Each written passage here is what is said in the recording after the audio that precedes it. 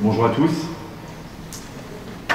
Mon nom est Vincent Gautret, je suis professeur à la faculté de droit de l'Université de Montréal. Je suis titulaire de la chaire Wilson qui est en charge d'organiser ce cycle de conférences. Et merci de vous être déplacés aussi nombreux pour cette belle activité. Alors, vous savez, la notion de belle activité, je dis ça à chaque fois, mais il y a des fois où je le dis avec plus de conviction que d'autres, et celle-ci, je suis particulièrement fier de rendu, j'espère, que nous allons vous donner. Je suis particulièrement fier parce que je connais bien les répondants qui vont intervenir juste après moi. Et je peux vous, comme je vais vous le montrer tout à l'heure, vous garantir leur connaissance du domaine et je sais qu'ils connaissent bien.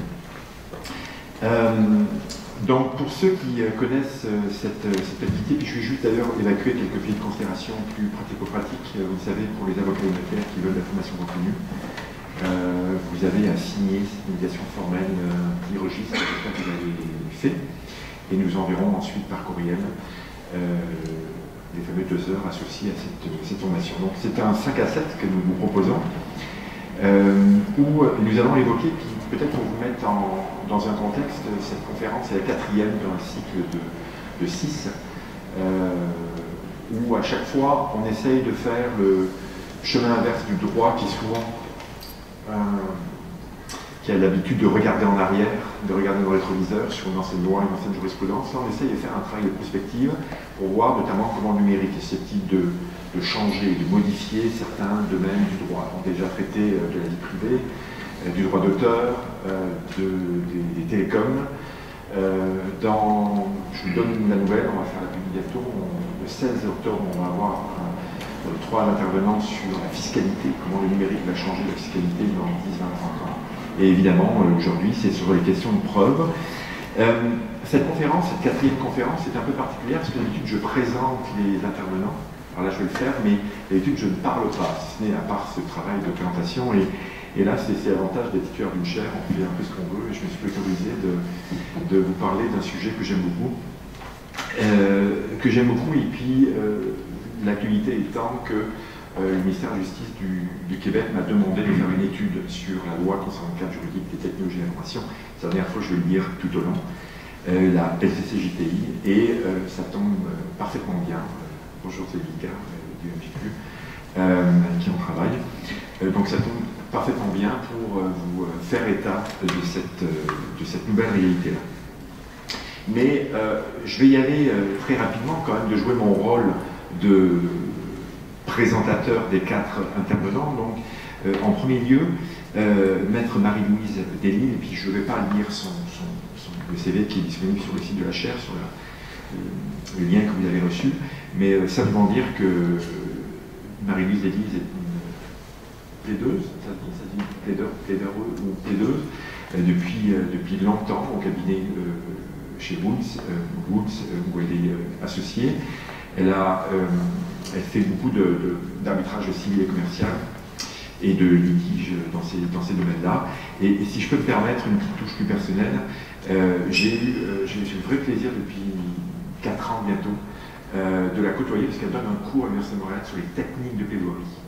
Un cours qui se donne au bac qui est extraordinaire, malheureusement c'est juste pour les étudiants, et un cours extraordinaire qui finit, en fait qui est un copier-coller d'une formation qui se donne à McGill depuis 25-30 ans, qui finit l'apothéose et à la Cour supérieure, un samedi, devant des vrais juges, où les étudiants, la comparaison que je faisais la semaine dernière à l'écriture l'année prochaine, c'est comme nos enfants en première année qui commencent en septembre, qui ne savent pas lire, et à Noël, ils savent lire. Nos étudiants, en janvier, les seules références à la plaidoirie, c'est ce qu'ils ont vu à la télé, et en avril, ils plaident devant le vrai cours, par des vrais juges. Donc c'est avec Marie-Lou qu'on fait ça, et son collègue Bogdan Catanou. C'est un vrai plaisir, c'est un apport incroyable pour l'université. Alors c'est très personnel comme présentation. Claude Marseille, je le connais aussi très bien. Je le connais, en fait, la première fois que je l'ai vu, je m'en souviens très très bien, et c'était relié à la loi. Je ne sais pas si tu te souviens, ça devait être en 2001 ou 2002.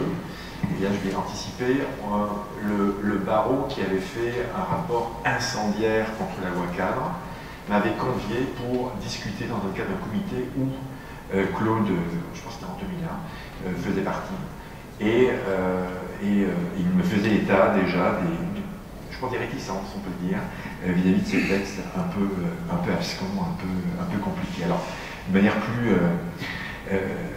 plus classique, Claude est lui aussi un grand plaideur qui a plaidé devant toutes les cours du Québec et du Canada, mais il est aussi l'auteur de plusieurs ouvrages incontournables quand on s'intéresse au rôle de la preuve, notamment sur les objections et notamment des collectifs qui sont, que j'ai tous évidemment lus.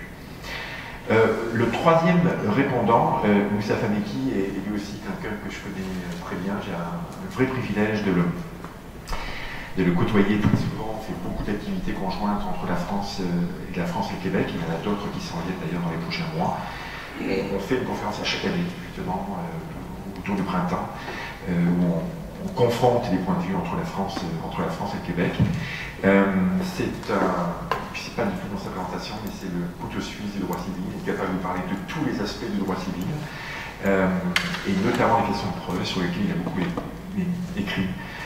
Plusieurs textes notamment sur la notion de vérité, et plus récemment, ce qui est si je peux me permettre, une spécificité que l'on n'a pas forcément, mais très fréquente auprès de nos civilistes québécois, c'est qu'il s'intéresse beaucoup au numérique. Comme civiliste, il a ce regard vers ce déjà demain que constitue le numérique.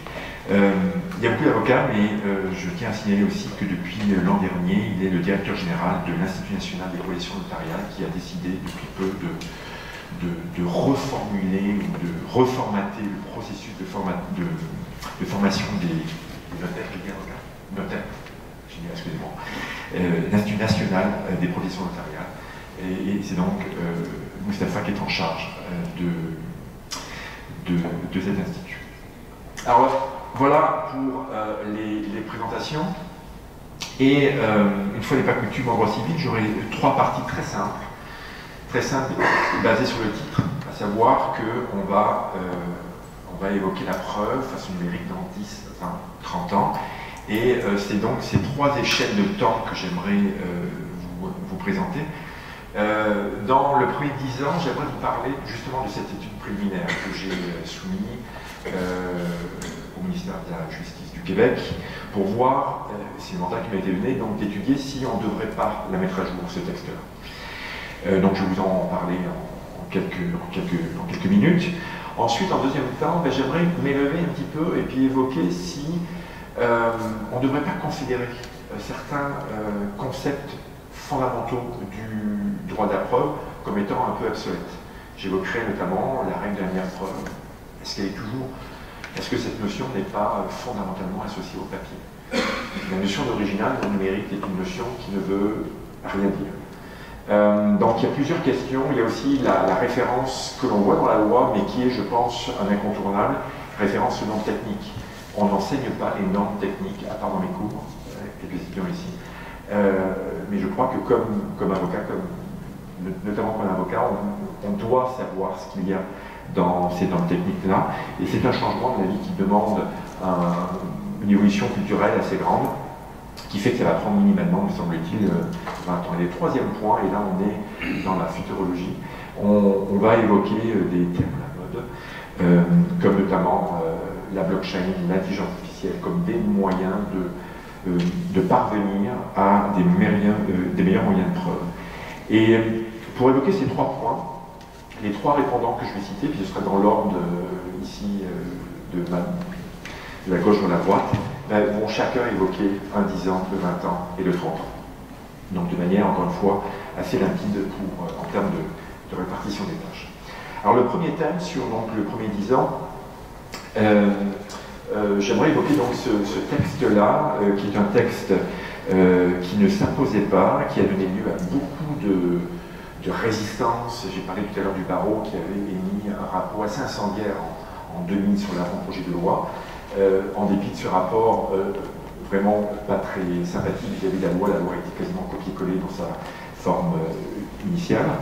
Et donc, face à cette situation-là, on a proposé déjà, j'ai quelques copies de papier, j'en ai 8 je pense, si jamais certains étaient intéressés, mais sinon évidemment elle est disponible en ligne sur le site que le ministère avait financé d'ailleurs en 2012 lccgti.ca, donc vous avez une version numérique qui est disponible sur ce site-là.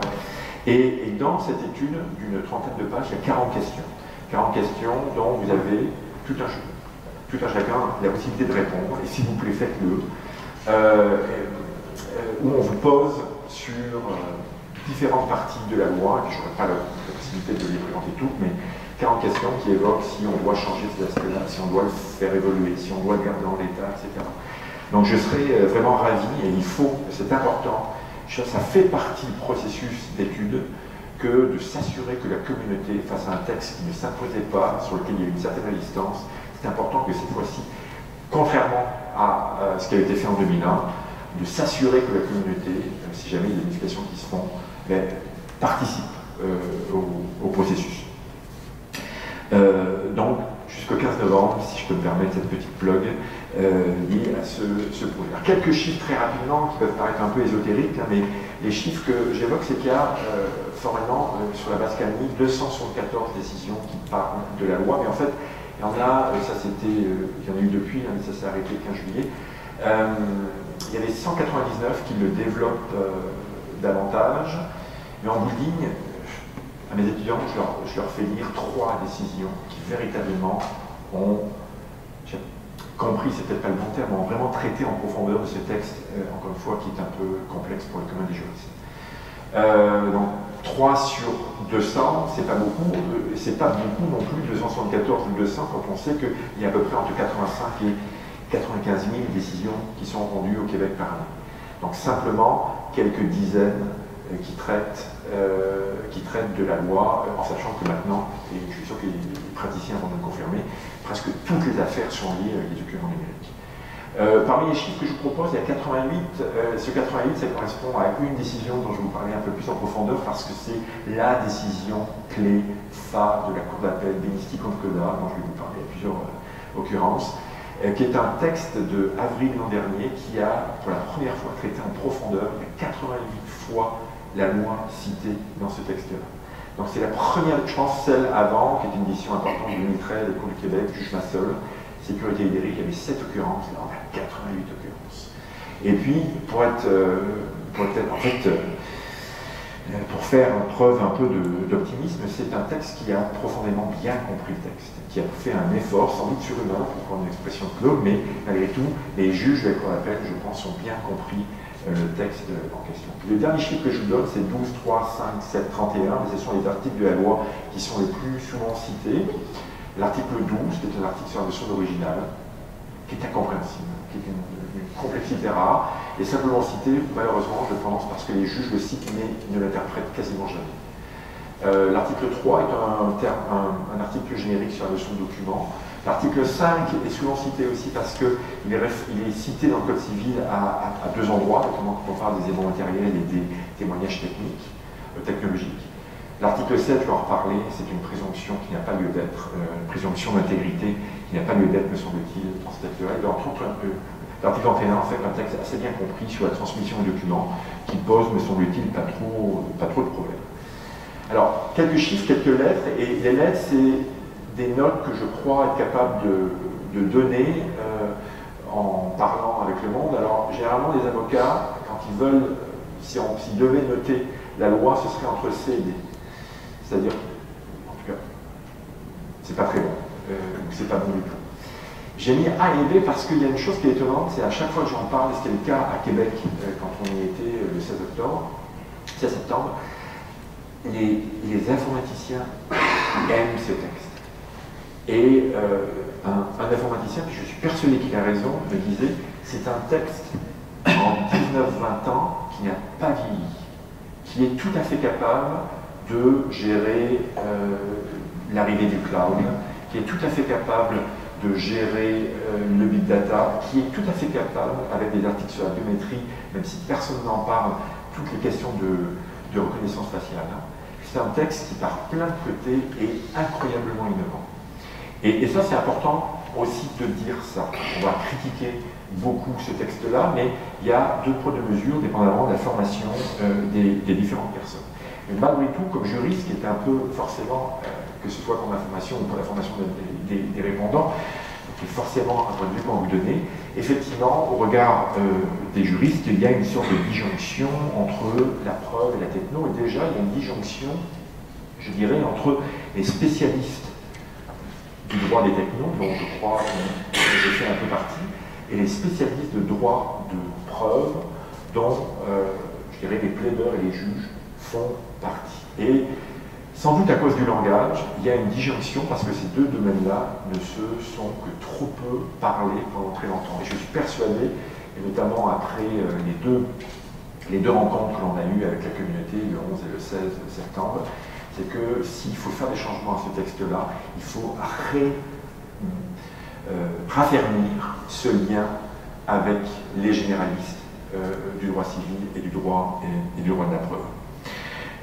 Donc il faut s'imaginer, je dirais, un lien avec le style du droit civil ou l'art du droit civil, pour prendre l'expression de Guéluel, ce qui n'est, je crois, malheureusement pas tellement le cas dans l'hypothèse de la rédaction de ce texte-là. Il y a une certaine disjonction aussi sur le plan de la jurisprudence où, vous le voyez, je vous ai monté des chiffres tout à l'heure, il n'y a pas énormément de décisions. On voit ce qui est assez anormal, eu égard au fait que la plupart des documents qui sont désormais utilisés devant les juges sont des documents numériques. Il y a aussi ces deux solitudes au niveau de la doctrine, où trop souvent les gens de preuve ne lisent pas les gens de techno et inversement. Et donc ça a occasionné, je crois qu'il ne faut pas se voiler la face, une sorte de grand dérangement avec un texte qui dispose d'un langage à part, avec un vocabulaire à part, qui a causé, encore une fois, beaucoup de résistance de la part de la communauté. Alors, je ne veux surtout pas avoir un regard trop pessimiste, parce que, encore une fois, il y a des, je crois, lueurs d'espoir véritables qu'on peut identifier. Et la première, c'est une décision que je vous citais. Je me suis permis de faire un lien d'une vidéo, c'est très nombriliste, je m'excuse encore une fois, mais c'est en 18 minutes, j'ai essayé de résumer cette décision-là, dans le cadre d'une conférence d'ailleurs qu'on avait organisée avec Mustapha, où ce texte-là, de 2018, quand, si vous voulez comprendre la loi, plutôt que de lire la loi, lisez cet arrêt de la Cour d'appel, qui, je pense, justement fait ce lien entre la vision classique du droit de la preuve et la compréhension un peu technologique de ce texte-là. Alors malgré tout, même si on a cette décision-là, je pense que c'est intéressant de regarder qu'est-ce qu'il faudrait ajouter avec ce texte-là, parce qu'encore une fois, c'est peut-être le mandat qui m'a été proposé par le ministère de la Justice. Alors la première, comme je disais tout à l'heure, c'est raffermer le lien entre la loi et le code civil, notamment par le fait qu'à plusieurs reprises, et puis c'est assez complexe, mais il y a des clauses par référence qui sont faites du code civil vers la loi. Et je pense que ce serait bien d'autonomiser parfois certains textes pour que l'ensemble, pour que le commun des juristes n'ait pas à switcher d'un texte à l'autre, comme ça se fait d'ailleurs en France, d'ailleurs, en quelques articles, il y a eu quelques éléments, même si on les jurait bien moins, qui définissent par exemple l'écrit, la signature, l'original. Donc ça c'est à mon avis un premier élément qu'il faudrait ajouter, mais peut-être plus important que rajouter certains nouveaux éléments, c'est important de rappeler que la loi ne change pas tout.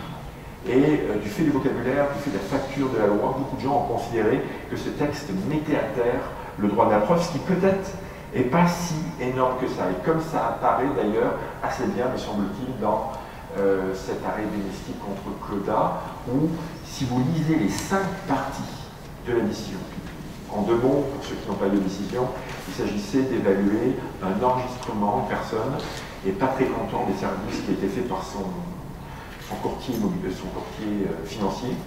Et comme il y a quelques doutes sur des ordres, sur l'application des ordres qu'il lui a donnés, il enregistre les communications téléphoniques. Et il vient devant le juge avec un enregistrement audio, donc on ne sait pas très bien comment le document a été constitué.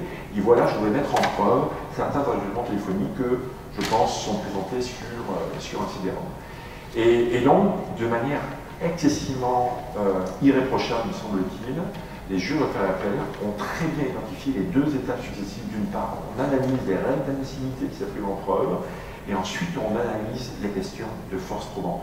Structure à 2 étages qui n'est absolument pas remise en cause par la loi. Et donc c'était important, d'une part, de dire c'est quoi comme élément de preuve, en l'occurrence ici, à juste titre, ça a été considéré comme étant un élément de preuve, et ensuite on a identifié si on devait qualifier aussi ce document-là comme étant un document technologique, qui finit d'ailleurs sur ce point-là en disant que c'est même pas, c'est plus théorique que pratique, mais ils l'ont fait quand même. Et ensuite ils évaluent la preuve pour vérifier que ce document est authentique, exactement comme l'authenticité était comprise avant l'intervention de la loi. La notion d'authenticité n'a absolument pas été biffée par la loi, même si désormais dans la loi on voit cette notion d'intégrité. Donc ça ce serait peut-être intéressant de rappeler dans un article du code, dans un nouvel article du code, que on ne bouleverse pas ces éléments-là dans la loi. Ce serait important aussi de dire, contrairement à ce que dit certains livres dans la formation du barreau, qu'on ne crée pas un nouvel élément de preuve.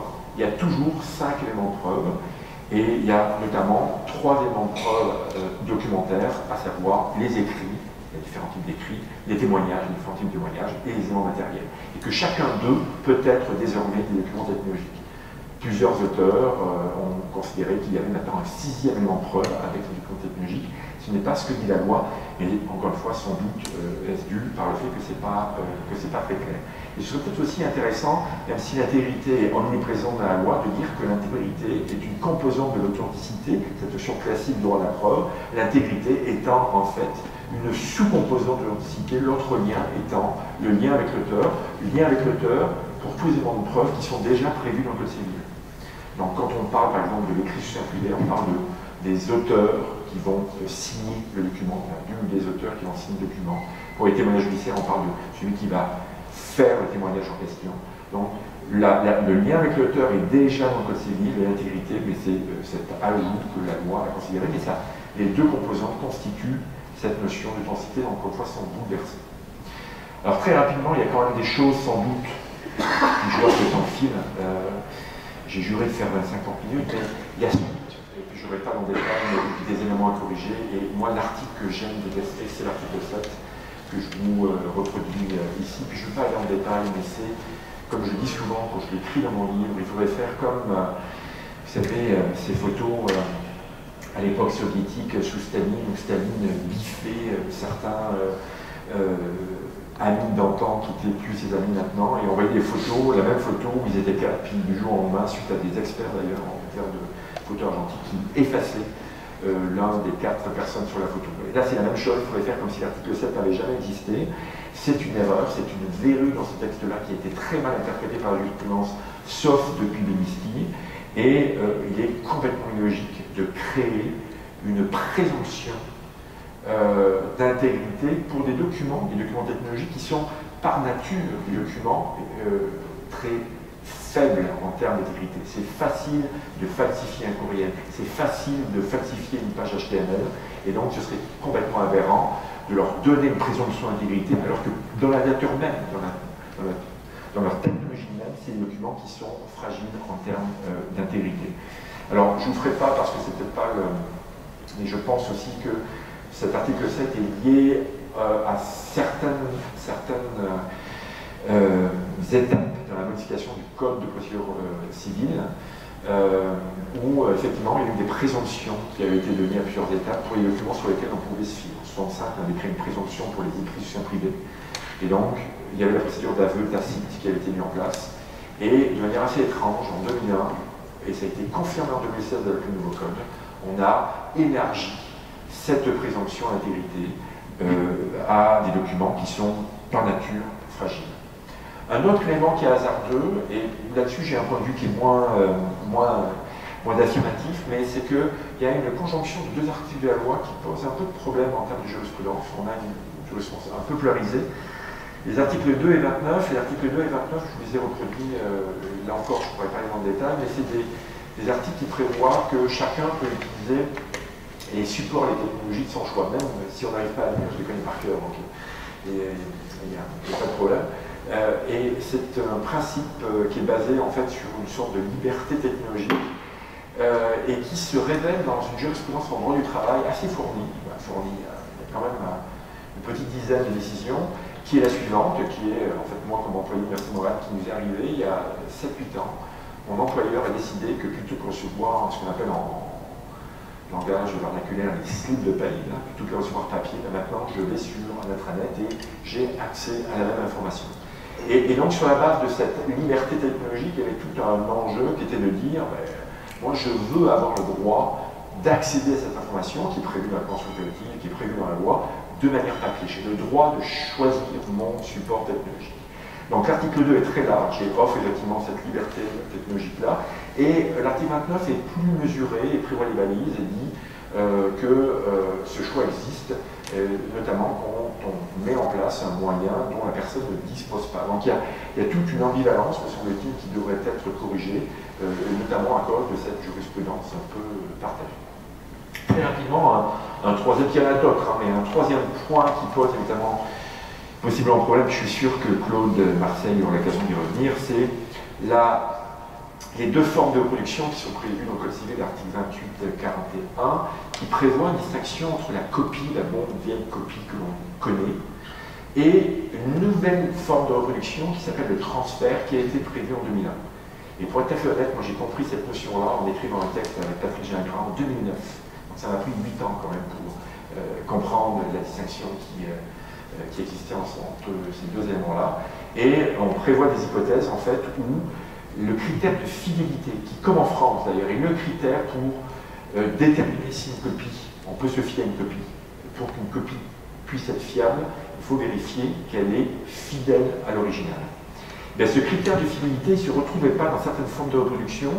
Et ce qui est rigolo, c'est que je me vais un peu plus loin, mais la Cour de cassation, par exemple, dans une décision de 2010, a inventé la notion de transfert pour une hypothèse qui était la suivante, c'était une forme d'une mutuelle d'assurance qui avait numérisé tous ces documents, et en numérisant, il y avait notamment les en-têtes qui avaient disparu. Et ils ont présenté en preuve ces reproductions-là, et le critère de fidélité ne fonctionnait pas, parce que quand on comparait l'original et la reproduction, il n'y avait pas l'en-tête. Donc, toute l'information était rigoureusement la même, mais on ne pouvait pas appliquer le critère de fidélité. Et donc, la Cour de cassation a inventé cette notion de réplique informatique qui est exactement notre notion de transfert. Alors, je pense que je ne veux pas en détail, mais qu'on pourrait avoir aussi, même si je sais que Claude voudrait qu'on harmonise les deux, moi j'ai encore une petite tendresse pour cette distinction entre les deux, mais on verra dans mon rapport final. Je ne l'ai pas dit, qui est dû pour mars 2020 suite à une série de consultations que nous avons à faire avec plusieurs institutions, avec plusieurs juges, etc. 20 ans maintenant. Mon premier point était plus long. 20 ans, je vais aller plus vite. J'ai identifié peut-être deux éléments uniquement, mais un qui est ma marotte. Qui est ma marotte, puis je suis assez fier parce que c'est une marotte qui est reprise un petit peu dans l'édition Benifsky. C'est que je me suis rendu compte que très souvent, dans la jurisprudence, les juges ne qualifiaient pas l'élément de preuve. Ils voyaient un courriel, ils voyaient une photo, ils ne qualifiaient pas, ils ne disaient pas c'est un écrit. Si c'est un écrit sous 2832, ou c'est un élément matériel, ou c'est une autre forme d'écrit, ou éventuellement ça forme de témoignage. Les juges ne qualifiaient pas des courriels, ou des reproductions, ou des captures d'écran, et disaient simplement c'est un document technologique. Et effectivement, c'était compliqué des fois de le qualifier. Voilà, c'est ça, c'est cette première étape là, que je vais vous montrer tout à l'heure. Qui était souvent biffé dans la jurisprudence. Et donc, dans mon livre, j'ai proposé en fait un moyen de distinguer, notamment pour un courriel, le moyen de qualifier qui a été globalement repris dans Benifsky, c'était de dire en fait un écrit, la fonction d'un écrit c'est basé sur la notion d'équivalence fonctionnelle, c'est-à-dire de savoir quelles sont les fonctions d'un écrit, quelles sont les fonctions d'un témoignage, quelles sont les fonctions d'un matériel. La fonction d'un écrit, c'est la fonction de la définition de l'écrit littéral, c'est-à-dire de prévoir le futur. On fait un écrit pour, si jamais il y a un litige dans 2 ans, qu'on puisse ressortir le document-là. On fait un contrat pour cette hypothèse-là qui peut surgir dans le futur. Le témoignage, au contraire, c'est de faire état de faits passés Et l'élément matériel, c'est un Polaroid, c'est une photo d'une situation donnée à un moment T. Et cette dissection-là a été un peu reprise dans l'enregistrement audio qui a été présenté dans Belisti, et ils ont dit effectivement que le fait que cet enregistrement permettait de montrer des faits concomitants permettait de qualifier ce document comme étant un élément matériel. Alors je pense quand même qu'il y a tout un débat, là je vous mets une reproduction, si vous le voulez, le PowerPoint sera mis en ligne dès ce soir. Alors ceci dit, et c'est une vraie question qui m'avait été d'ailleurs présentée lors d'un atelier, je pense que c'était là, Claude, avec, c'était pas Nassio qui avait présenté ça, je pense que je l'avais invité, il avait dit, mais est-ce qu'on a encore besoin, de cette dissection-là? Est-ce qu'on ne pourrait pas non plus évaluer le document, peu importe, ce qui importe dans le document, c'est la force probante du document, et pourquoi faire un régime distinct? Et c'est intéressant comme point de vue, parce que la règle de la meilleure preuve, comme je disais tout à l'heure, est une notion qui est arrivée lors de la généralisation du papier. C'est une référence qu'on peut faire remonter à l'Édith Moulin pour le droit français, au Statute of Frauds 1777 pour le droit anglais. C'était des périodes où, pour formaliser certains contrats plus importants, on a mis en place cette règle de la meilleure preuve. Même chose pour la prohibition de oui-dire. À bien des égards, la prohibition de oui-dire a été déterminée à une époque où on n'avait pas les enregistrements.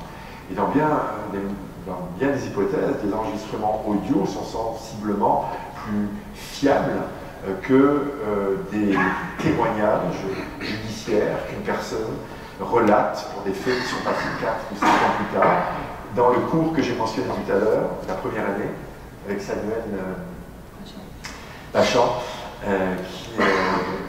il était dans la salle et à un moment donné, suite à l'intervention de Marie-Louise, il a commencé à faire une esclandre et a plus ou moins insulté dans la classe, c'était voulu là, a plus ou moins insulté Marie-Louise et est parti de la classe.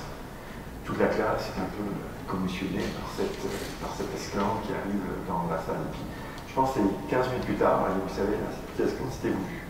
Décrivez-moi la personne qui était là. Et puis c'était assez troublant de voir que il y avait une perception tout à fait différente de ce petit fait qui était assez furtif. Et pour montrer encore une fois que sur le tout témoignage judiciaire peut être source à quelques divergences de perspective. L'original, je vous envoie un courriel, je vous envoie par courriel mon PowerPoint, je suis incapable technologiquement de vous dire si le fichier qui est sur mon ordinateur est celui que vous recevez, lequel des deux l'original. C'est une notion qui est éminemment associée au papier, la notion d'original, et du passé, et pour moi foncièrement associée au support physique. Faute de temps, je vais aller très vite, mais le deuxième point qui me semble devoir être étudié, comme je l'ai dit tout à l'heure, c'est l'interaction entre les normes techniques et les normes juridiques. Classiquement, je prends dans la loi cadre, il y en a plein d'exemples, vous avez des hypothèses où une disposition prévoit que pour transmettre un document qui contient des données confidentielles, vous devez utiliser un mode de sécurité qui est approprié aux circonstances, article 34. Approprié aux circonstances, c'est quoi? Si vous voulez objectiver cette obligation-là, qui est forcément générique, parce qu'elle va s'appliquer à une banque et à un dépanneur, vous pouvez faire référence à des normes techniques qui, elles, vont faire référence à des procédures et des politiques internes que vous avez développées. Donc il y a ce millefeuille normatif qui est, à mon avis, une voie incontournable dans le futur et qui est très mal intégrée par la pratique, parce que, encore une fois, le commun des juristes n'ont jamais lu une norme technique. Et quand on lit une norme technique, d'ailleurs, on est un peu désillusionné parce que c'est assez troublant de vacuité parfois comment ces normes techniques sont très peu engageantes et très peu contraignantes. Donc je pense que ça aussi c'est dans le 20-30 ans, c'est des normes en plus qui originent de l'industrie et donc normes qui sont assez peu comprises aussi quand on voit la jurisprudence qui existe, pas tellement dans le domaine de la preuve et dans le domaine de l'environnement. Ça requiert souvent d'expertise et quand il n'y en a pas, les juges ne sont pas habitués encore une fois avec des textes de cette sorte. Et rapidement, parce que je pense que je suis arrivé à peu près à mon 30 minutes, je voulais parler de ces buzzwords. Alors le dernier, qui m'énerve particulièrement, c'est le son de RACTEC, je ne sais pas si vous la connaissez. Alors ça, c'est vraiment ces termes que j'aime particulièrement détester. Mais j'ai une certaine aversion aussi avec les termes de blockchain et j'ai quelques anciens étudiants qui travaillent au laboratoire qui sont, je les appelle avec beaucoup d'amitié, les prosélytes. Je pense que c'est important d'être confronté aussi avec des gens qui ont peut-être une croyance plus grande vis-à-vis de ces technologies. C'est peut-être dû, comme disait Michel Serres, au fait que je suis de plus en plus vis-à-vis des technologies un grand papa ronchon, comme pour reprendre son expression. En tout cas, je crois simplement qu'il faut avoir une certaine ambivalence entre des espoirs véritables. Je ne suis pas du tout technophobe, mais évidemment, c'est totalement... J'avais un souper hier avec un plaideur qui trouvait inconcevable, il avait raison, comment maintenant c'est indûment difficile de déposer un fichier numérique à un juge. Plutôt que de lui donner justement une liste de courriels qu'on va imprimer sur lequel on va faire toutes les métadonnées qui sont un élément, il y en a d'autres, mais qui peuvent convaincre le juge de la force probante des documents, plutôt que de les imprimer, c'est difficile à gérer, pour trouver l'information c'est plus compliqué. Donc, il y a des espoirs véritables, et notamment dans le domaine de la justice, on attend beaucoup les fameux 500 millions dont le ministère de la Justice est supposé débloquer pour avoir une justice plus numérique. Et d'un autre côté, peut-être une sorte de frugalité numérique. J'aurais peut-être faire une conférence là-dessus. Je regarde Mustapha, avec qui je collabore souvent. Je trouve que c'est une notion qui serait source à un bon traitement avec un œil du juriste. Frugalité numérique, dans le sens où effectivement il y a beaucoup de buzzwords dans certains cas. Alors malgré tout, dans cet avenir qui tient lieu, on s'entend beaucoup de futurologie pour le 30 ans et plus, je pense qu'il y a une tendance très lourde qui est que de plus en plus, on va avoir une génération de la preuve à soi-même. Vous savez, il y a quelques décisions au Québec, il y a plusieurs en France qui disent qu'on ne peut pas se faire de preuve à soi-même. C'est incompatible avec le numérique. Le numérique impose justement de généraliser sa manière de faire. On est souvent les meilleurs, enfin les personnes les plus aptes à faire preuve et à identifier la qualité de la force probante de ces documents. La meilleure personne, c'est celui qui génère et qui produit souvent le document. Donc ça, c'est une tendance qu'il va falloir généraliser. Mais après ça, sur la blockchain, j'ai déjà écrit sous la gouverne de Mustapha récemment un petit cours, parce que c'était le mandat, un document de 3-4 pages, un peu pamphlétaire sur la blockchain, où je montre que c'est un document qui est, je pense, à bien des égards, et possiblement en matière de preuve, un document qui est source à pas mal de critiques, parce que c'est un outil qui n'est pas neutre, qui n'est absolument pas écologique, en tout cas pour tout ce qui est blockchain public. Catastrophe écologique, d'ailleurs, le gros de la jurisprudence qu'on a au Québec, c'est la régie de l'énergie qui essaye de réguler des fermes de blockchain, enfin des chaînes de serveurs, notamment pour des compagnies de blockchain, qui donnent tellement d'énergie qu'elles sont susceptibles en fait, d'empêcher les paysans du coin, parce que c'est souvent dans les campagnes, ils ne pourraient plus avoir d'électricité tellement ils sont demandeurs. C'est un élément aussi qui est sécuritaire, mais il y a quelques failles. J'attends à voir des véritables succès économiques. Il y a des problèmes de gouvernance et d'encadrement. On a vu récemment dans un cas au Canada où une personne est supposée morte alors qu'elle était à la tête d'un réseau de Bitcoin. 250 millions partis en fumée. La veuve prétend, dit ah oui, il est décédé en Inde, j'ai pas les codes, donc shit.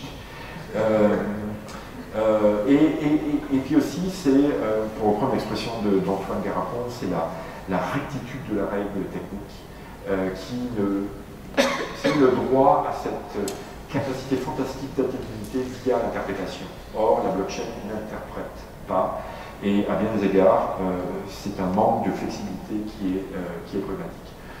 L'intelligence artificielle, je peux y croire, mais là encore, en parlant avec des gens qui en font, c'est pas de mal à veille qu'on va avoir des systèmes très avancés. Alors possiblement pour les hypothèses, pour prendre l'expression dans un autre contexte de carrière militaire, mais pour des hypothèses de faible intensité en termes d'analyse.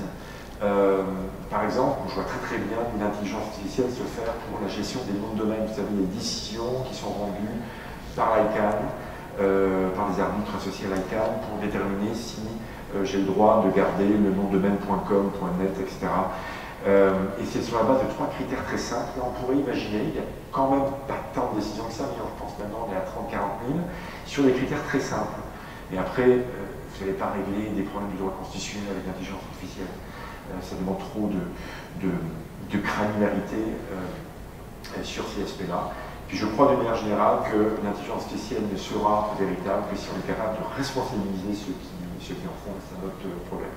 Donc, à certains égards, je pense qu'il faut s'être un peu suspicieux vis-à-vis des sirènes technologiques, même si, encore une fois, il y a évidemment des méfaits de la numérisation, et notamment les technologies les moins avancées possibles. Je vous parlais des tribunaux en ligne. Ça ne requiert pas de la blockchain et de l'intelligence artificielle, ça représente simplement des réseaux un peu sécurisés où on va pouvoir déposer du contenu. Des choses qu'on sait faire depuis des décennies. Et donc c'est du numérique, mais ce n'est pas du numérique de haute volée comme peut constituer l'intelligence artificielle ou la blockchain. Alors là, j'ai cité l'article 26 du Code de procédure civile qui veut privilégier l'usage des technologies dans les procédures, sous réserve, et c'est une réserve qu'il va falloir à un moment donné faire basculer, qui est la capacité des tribunaux, et puis peut-être la capacité des juges aussi, à recevoir des documents numériques. Alors voilà sur ma présentation de 35 minutes, j'excuse un peu du délai, et sans transition, je vous proposerai aux répondants d'agir. On en avait parlé de 10, 15 minutes, et ça devrait nous laisser, si vous êtes d'accord, un bon 30 minutes de questions, peut-être pour l'ensemble. Vous avez offert une copie de la loi? Oui, je vais les déposer devant, mais voici qui m'ont posé. Louise. Oui, merci Vincent. Alors, le point de vue qui vous sera offert de mon côté est plutôt le point de vue d'une praticienne, contrairement à professeur Gauthier, qui manifestement manie plus facilement les concepts que les membres de notre cabinet qui font la pratique au tribunal. Alors, avant de voir qu'est-ce que la loi devrait avoir comme image dans 10 ans, peut-être regarder comment elle est appliquée aujourd'hui, quel est l'impact que cette loi a dans notre pratique aujourd'hui. Alors, je me suis permis de faire une mini-enquête dans mon cabinet. Nous sommes un cabinet de litige, nous faisons uniquement du litige, nous sommes 30 avocats, donc nous sommes beaucoup à la cour, et malgré le fait que la loi a été adoptée en 2001, un seul avocat chez nous avait utilisé ou appliqué la loi dans sa pratique. Alors, avant de penser à 10 ans, peut-être qu'on doit revenir et voir quelle est l'utilité de la loi aujourd'hui. Si on répond à la question « Quel a été l'impact de la loi dans ta pratique? » La réponse est, lorsque je me présente devant un tribunal, la réponse est aucune. Pour moi. Pour un seul avocat chez nous, il y a une différence. Pourtant, il y a un faible taux d'utilisation et non seulement elle n'est pas utilisée, elle n'est pas connue pour beaucoup. Moi, je connaissais la loi, j'avais eu la chance parce que je travaillais avec Claude, on avait écrit, ou en tout cas on s'était penché sur la question lors de son adoption. Mais pour les avocats qui sont un peu plus âgés, peut-être qui souvent ils n'ont pas connaissance, pardon? Oui, on avait fait un article ensemble. Pour les avocats plus âgés, parfois ils n'ont pas connaissance de la loi. Pour les plus jeunes, paraît-il qu'on met beaucoup d'emphase au barreau sur l'enseignement de cette loi. Mais même ceux qui l'enseignent ne savent pas qu'elle est plus ou moins appliquée. Et pourtant, les gens ne la connaissent pas, mais pourtant, les articles du Code y font expressément référence, les articles du Code civil du Québec. Donc, c'est quand même étonnant. Les raisons qui peuvent expliquer le faible taux d'utilisation, en pratique, les documents technologiques font l'objet d'admission le plus souvent qu'autrement. Alors, aucun membre du cabinet, par exemple, n'a eu de problème lors de la mission de documents technologiques. Deuxième raison, je pense que la complexité des termes, des concepts peut nous rendre frileux à essayer d'invoquer la loi pour contester. Et comme corollaire, ce qui peut nous donner des idées, par contre, si on veut mettre des bâtons dans les roues à notre adversaire, je pense que ça pourrait être une bonne stratégie d'invoquer la loi pour contester le dépôt de certaines preuves, parce que cet avocat va certainement être démuni devant l'absence de lignes directrices par les tribunaux sur l'application de la loi, certaines ambiguïtés qui ont été relevées par la doctrine. Beaucoup de doctrines existent sur la loi, mais et la doctrine relève majoritairement des ambiguïtés ou des incohérences qui n'ont pas été nécessairement traitées par la jurisprudence. Alors, c'est probablement une autre des raisons pour laquelle la loi n'a pas été beaucoup utilisée par les avocats en pratique. Bien qu'elle n'ait pas beaucoup utilisée, je pense qu'il y a lieu quand même de la restaurer pour essayer d'harmoniser, notamment avec le Code civil du Québec qui y fait référence. Et d'abord, le premier conseil qu'on pourrait donner pour restaurer la loi, c'est de la simplifier.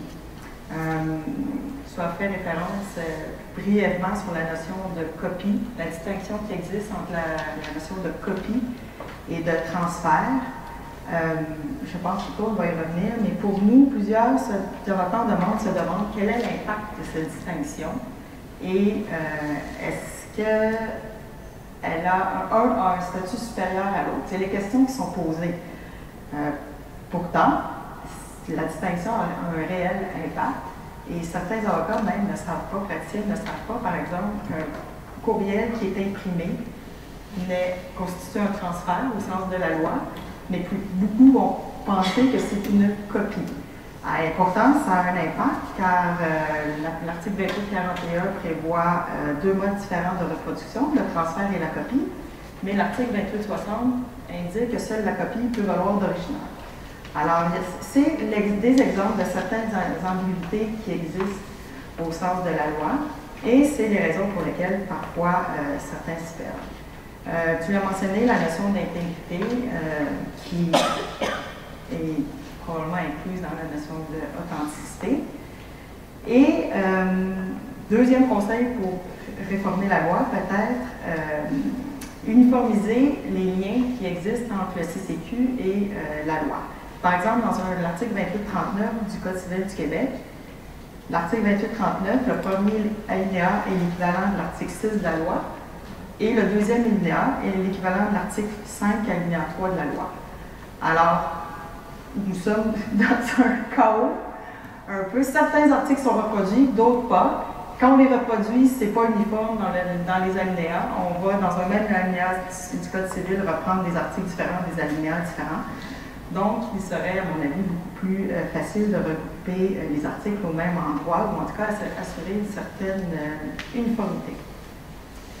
Pour revenir au concept de la distinction entre le concept de copie et transfert, en lisant la doctrine, ça devient difficile aussi de conseiller nos clients. Malgré qu'il n'y a pas d'impact, dans notre pratique devant les tribunaux, des fois on est appelé à conseiller nos clients et on est un peu dans le flou, notamment avec le concept de copie et de transfert. Les règles de préservation de la preuve sont très importantes. Quand un litige commence, souvent les clients nous consultent pour savoir que doivent-ils faire pour préserver la preuve. Et lorsque, par exemple, un courriel est imprimé, l'article 17 de la loi nous dit qu'on doit avoir la documentation qui supporte de façon contemporaine aux événements, de ce que je comprends, comment le transfert a été fait pour que le document soit valable par la suite en preuve. Les auteurs ne semblent pas s'entendre parce qu'a priori, il semble être nécessaire d'avoir de la documentation pour pouvoir le mettre en preuve. D'autres disent non, parce que de toute façon, si tu vois la documentation, quelqu'un va devenir témoigner pour mettre en preuve la documentation, donc ça devrait redevenir un peu au même.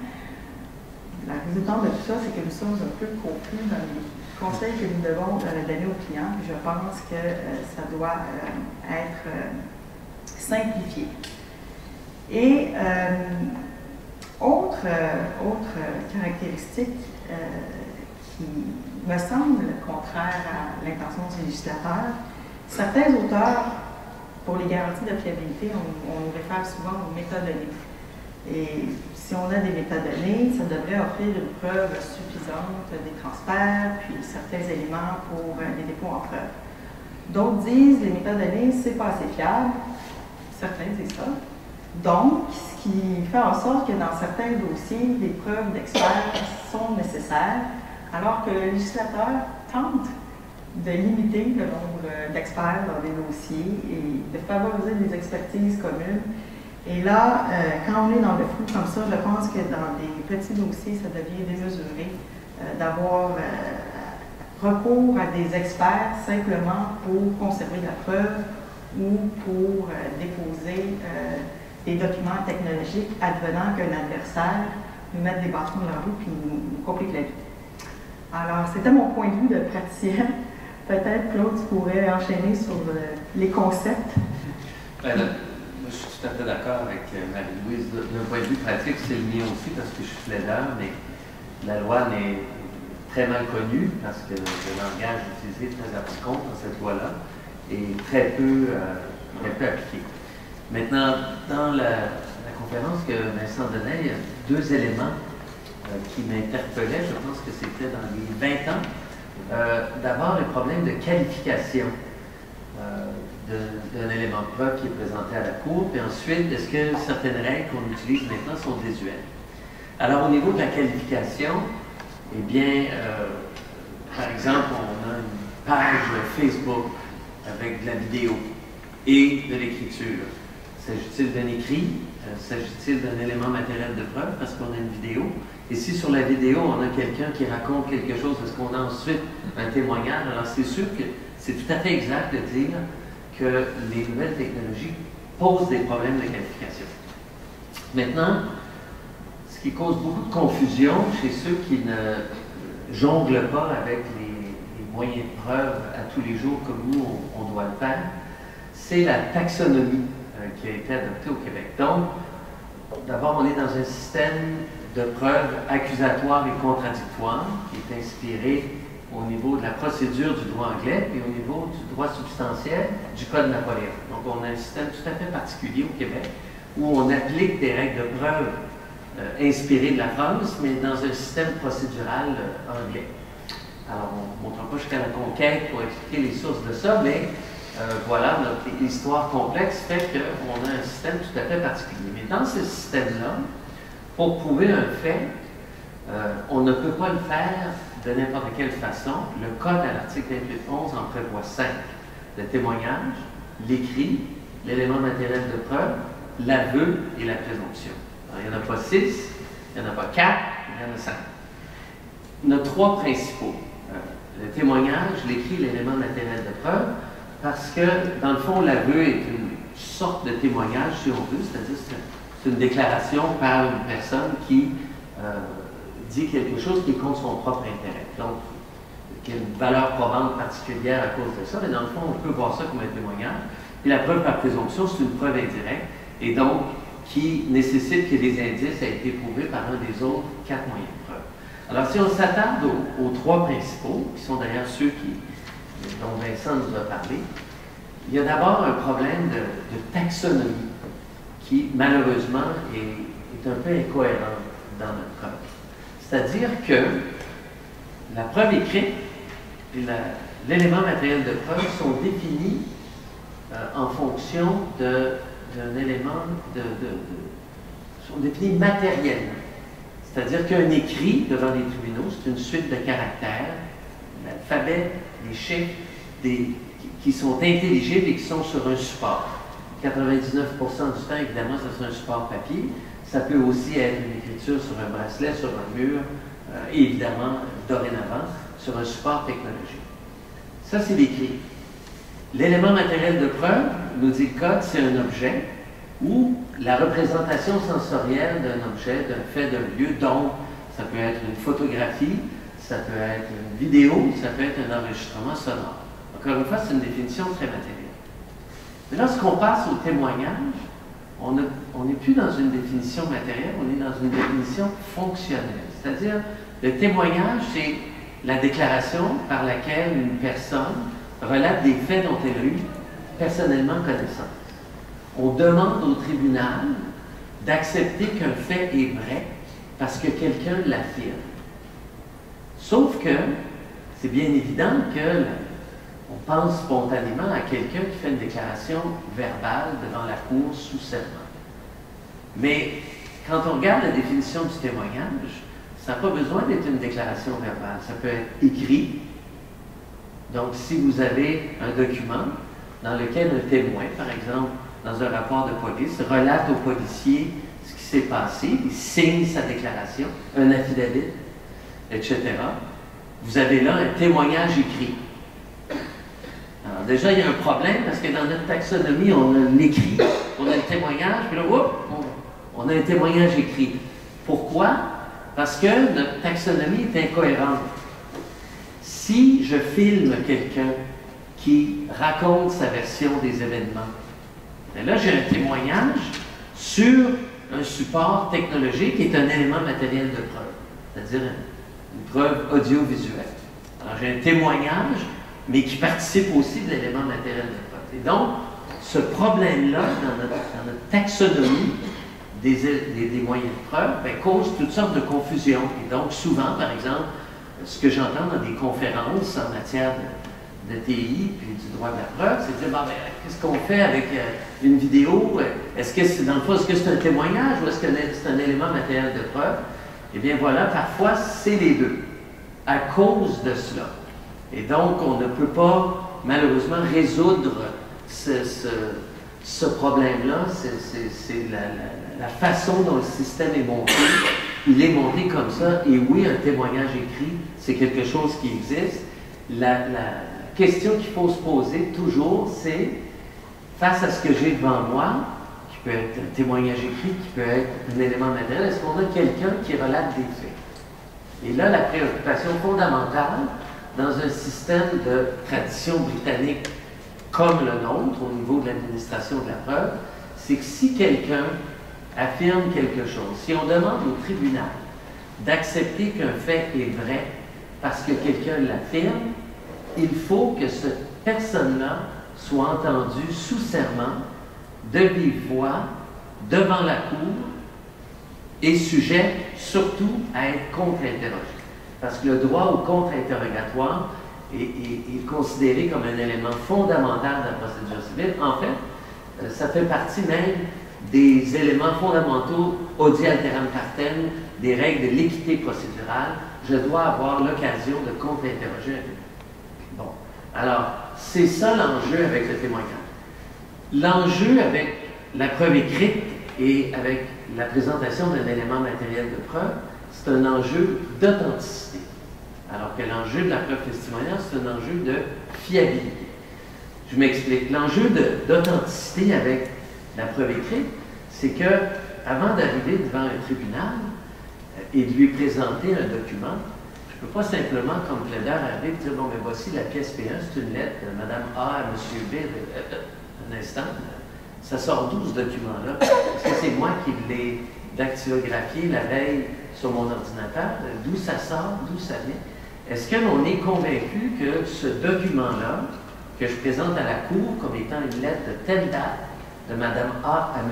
B, est effectivement une lettre qui a été envoyée à cette date-là de Mme A? Donc, est-ce que l'écrit qui est là est bien ce qu'il est supposé être? Et avant que l'écrit ne soit admissible, on veut être sûr de son authenticité. D'ailleurs, il y a toute une catégorie, vous le savez, si vous vous souvenez de votre cours de la preuve, de documents authentiques qui, eux, sont authentiques en soi, que l'on peut déposer au dossier de la Cour sans faire venir de témoins pour les authentifier, parce qu'ils sont produits par un officier public, par exemple, la copie d'un acte notarié, pour autant qu'il semble à sa face même être un acte notarié. Il est signé en bleu, si vous voulez, par un notaire, il porte le sceau de l'étude notariale, voilà, on peut le produire. Mais sinon, avant qu'un document puisse être produit devant le tribunal, bien, il faut qu'un témoin vienne l'authentifier, celui qui l'a signé, celui qui l'a reçu, ou peut-être même une personne qui connaît la signature, qui n'était pas impliquée dans le champ. Même chose pour l'élément matériel de preuve. on a un enjeu d'authenticité. D'ailleurs, c'est pour ça que le code nous dit qu'avant qu'un élément matériel de preuve puisse être admis en preuve et avoir une force probante, il faut d'abord établir son authenticité. Donc, si j'arrive avec une photographie, est-ce bien une photographie de l'endroit, par exemple, qui a été photographié? Est-ce qu'elle est fiable? Est-ce que ça a été pris selon un angle impossible? Ou le classique, c'est un enregistrement sonore? Est-ce que c'est un enregistrement sonore? La question s'est posée dans la cause dont Vincent posait. Est-ce que c'est un enregistrement complet? Est-ce qu'il a été repiqué? Est-ce qu'on a mis seulement certaines parties de cet enregistrement-là qui font l'affaire de celui qui le produit? Bref, avant qu'on puisse considérer l'élément matériel de preuve, il faut établir son authenticité. Alors que quand on a un témoin, le problème est plutôt un problème de fiabilité. Vincent disait l'expérience qui a été faite dans votre cours où quelqu'un fait un éclat et se sauve, puis évidemment, il n'y a pas deux personnes qui se souviennent de l'événement de la même façon. Bon. Alors, c'est sûr qu'au niveau de la perception des événements, au niveau de la mémoire des événements, de la façon dont on les relate, puis sans compter les biais qu'on peut avoir devant le tribunal parce qu'on est ami d'une partie ou on a un enjeu dans la cause, c'est toutes sortes de facteurs qui font en sorte que ce que le témoin dit n'est peut-être pas exactement conforme à la réalité. D'où la nécessité dans notre système de pouvoir contre-interroger le témoin. Alors, cet enjeu-là de fiabilité avec le témoignage, à mon sens, Vincent, je sais que tu as mentionné la règle du oui-dire. Est-ce que la prohibition du oui-dire est rendue désuète dans le cadre des nouvelles technologies de l'information? Je ne pense pas, parce que un témoignage écrit, ou même un témoignage qui a été enregistré sur une bande vidéo, peut-être même peu de temps après les événements, malheureusement, je ne peux pas le contre-interroger. C'est ça la difficulté. Alors, c'est pour ça que dans notre système, on estime, peut-être à tort, mais c'est une tradition très profondément ancrée dans les systèmes d'administration de la preuve contradictoire, comme le nôtre, qu'on doit pouvoir contre-interroger le témoin qui aura témoigné sous serment et en public. On met toutes ces règles-là pour essayer d'avoir des espèces de garanties de fiabilité. Puis, malheureusement, un témoignage que je fais devant une caméra n'a pas ces garanties-là. D'abord, je n'étais pas sous serment, donc je n'avais pas cette solennité-là. Puis, évidemment, la possibilité d'être poursuivi pour parjure, ça n'arrive jamais, mais cette sanction-là existe. Et évidemment, de le faire à la cour, en regardant le juge dans le blanc des yeux, avec des parties qui sont prêtes à me contre-interroger, voilà, ça n'existe pas si je le fais sur un ruban magnétique. Donc, lorsqu'on a maintenant un témoignage écrit, ou un témoignage qui a été enregistré, par exemple, sur bande vidéo, bien là, Vincent, on a les deux enjeux. D'abord, l'authenticité doit être établie du support matériel, que ce soit un écrit ou un élément matériel de preuve, mais en plus, comme c'est un témoignage, comme on le produit en preuve, non pas parce que j'ai une photographie de l'endroit, le juge peut faire ses propres constatations, mais je produis un enregistrement pour que le juge croie ce que la personne enregistrée a dit. Là, j'ai l'enjeu de fiabilité qui s'ajoute à celui d'authenticité. Alors, c'est ça qui cause beaucoup de confusion, je crois, et c'est pour ça que dans notre taxonomie qui, malheureusement, est faite sur deux axes différents, c'est-à-dire matériel d'une part et fonctionnel au niveau du témoignage, ça cause beaucoup de confusion, mais je pense qu'une fois qu'on le réalise et qu'on le maîtrise, les règles sont somme toute assez logiques. Donc, à ce niveau-là, je ne pense pas qu'il y ait de problème majeur. Cela dit, Vincent a posé la question, est-ce qu'il y a certaines règles développées dans le monde numérique qui, dans le monde papier, qui sont devenues désuètes, en particulier la règle de la meilleure preuve. Et ça, je pense qu'effectivement, là, il y a quelque chose d'important qui se passe là, c'est-à-dire que, au niveau de la preuve écrite, je le disais, on a un enjeu d'authenticité, et lorsque le document écrit que l'on veut produire est sur un support papier, ou en tout cas sur un support matériel, bracelet, peu importe, la règle de la meilleure preuve a tout son sens. C'est-à-dire que cette règle-là exige que l'on produise au tribunal l'original du document, celui qui en constitue la rédaction primitive, et non pas une copie. Et la logique derrière cette règle-là, c'est que si l'original est disponible, parce que si l'original n'est pas disponible, le droit prévoit qu'on peut arriver avec une preuve secondaire. Mais si l'original est disponible, pourquoi produire autre chose? Pourquoi arriver avec une copie?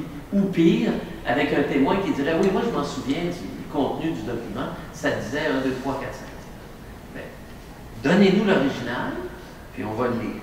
Parce qu'on, présumément, tout le monde sait lire. C'est ça la règle de la meilleure preuve. Et c'est vrai que dans un monde papier, dans le fond, ce qu'elle permet d'accomplir, la règle de la nécessité de l'original, la règle de la meilleure preuve, c'est d'assurer l'authenticité de ce que le tribunal aura sous les yeux. Et par exemple, vous pouvez réaliser pour un contrat le moindrement complexe, de pouvoir avoir le document en sachant que c'est ça qui a été signé, c'est ça que les parties ont eu entre les mains, d'autant plus qu'un document papier est quand même difficile à altérer, parce qu'il faudra gratter, effacer ou quoi que ce soit. Alors d'avoir l'original entre les mains, ça peut être très précieux. Lorsqu'on arrive avec des documents écrits sur support numérique, alors par exemple, on peut tout à fait, Vincent et moi, conclure un contrat par échange de courriel sans jamais avoir imprimé quoi que ce soit. Là, c'est vrai, Vincent, que la notion de règle à meilleure preuve devient un peu absurde, parce que l'original, la vraie réalité, c'est qu'il n'existe pas dans ce cas-là. Est-ce que c'est celui que j'ai sur mon ordinateur, celui qui est sur le serveur, celui qui a transité, etc. Mais je pense que, dans ce cas-là, la règle qui exige de prouver l'authenticité, dont l'intégrité est une partie, remplit la fonction, si on veut, de la règle de la meilleure preuve lorsqu'on fait affaire avec un document papier. Et donc, moi, bien sûr, ce que je propose, bien humblement, c'est que lorsqu'on a un document papier, pour moi, la règle de la meilleure preuve a encore tout son sens, mais dans un monde technologique, effectivement, ça devient plus difficile. Et cela dit, il faut encore, avant que je puisse utiliser, disons, un courriel ou l'impression d'un courriel, parce que c'est vrai que la réalité dans nos tribunaux, ça se fait encore à 99% en papier, peut-être malheureusement. Alors, on imprime nos courriels, mais avant d'utiliser ça, je dois prouver d'une façon ou d'une autre qu'il s'agit effectivement de ce qu'il paraît être, qu'effectivement ce courriel-là a été envoyé à telle date par telle personne à telle autre personne. Donc, la preuve d'authenticité qui implique la preuve d'intégrité, telle que prévue dans la loi, est quelque chose qui est logique et qui a encore sa raison d'être. Mais pour ce qui est de la prohibition du oui-dire, parce que je pense que tu l'évoquais, je ne pense pas qu'on puisse en faire l'économie. Et troisièmement, un dernier point rapidement, parce que tu m'as interpellé sur les copies et les documents résultant d'un transfert. Ben d'abord, si la règle de la meilleure preuve disparaît, c'est-à-dire où l'on exige l'original, ben, toutes ces règles-là sur les copies et les transferts disparaissent du même coup, parce que l'idée derrière les articles 28, 40 et 28, 41, de prévoir toutes sortes de règles autour des copies qui doivent être certifiées, datées. Pourquoi ça existe? Avant même de s'interroger sur la copie et le document résultant d'un transfert, comment ça qu'on a ce système-là aussi compliqué? La raison est la suivante. Étant donné qu'on a la règle de la meilleure preuve qui exige la production de l'original, qu'est-ce qu'on fait dans le cas d'un acte notarié? Ça, c'est une question qui s'est posée. Un notaire ne se départira jamais de ses originaux. Ça reste dans sa limite. Ce qu'il émet, c'est des copies vidimées, des copies certifiées conformes. Et donc, le Code prévoit depuis longtemps que pour que la règle de la meilleure preuve soit rencontrée, soit on produit l'original, ou soit on peut produire une copie qui tient lieu d'original. À l'époque, seules les copies de certains documents produits par des officiers publics, directeurs d'état civil, des notaires, etc., avaient valeur d'original. Et donc, on ne violait pas la règle de la meilleure preuve si on arrivait avec une copie certifiée par un notaire ou un certificat de naissance qui a été émis par le directeur d'état civil. Là, à un moment donné, OK, la question s'est posée. Les institutions financières, dans les années 50, avaient des millions de chèques et d'instruments qu'ils devaient garder. Et on a, à ce moment-là, il y avait la technologie des microfiches. Et existait alors la loi sur la preuve photographique des documents, c'est-à-dire qu'on a permis aux institutions financières, qui étaient listées une après l'autre dans l'annexe de la loi, de pouvoir se débarrasser de leurs originaux papier et produire comme un notaire, comme une copie certifiée conforme, ces microfiches-là, puis ça avait valeur d'original. Donc voilà, même si j'avais volontairement détruit mes originaux, la règle de la meilleure preuve était rencontrée. Et là, c'est posé la question, qu'est-ce qu'on fait maintenant qu'on peut scanner, etc. Et sont arrivés les articles 28, 40, 28, 41. Et oui, on peut faire des copies. Et maintenant, ce ne sont plus seulement les institutions financières, c'est tout le monde dans cette salle.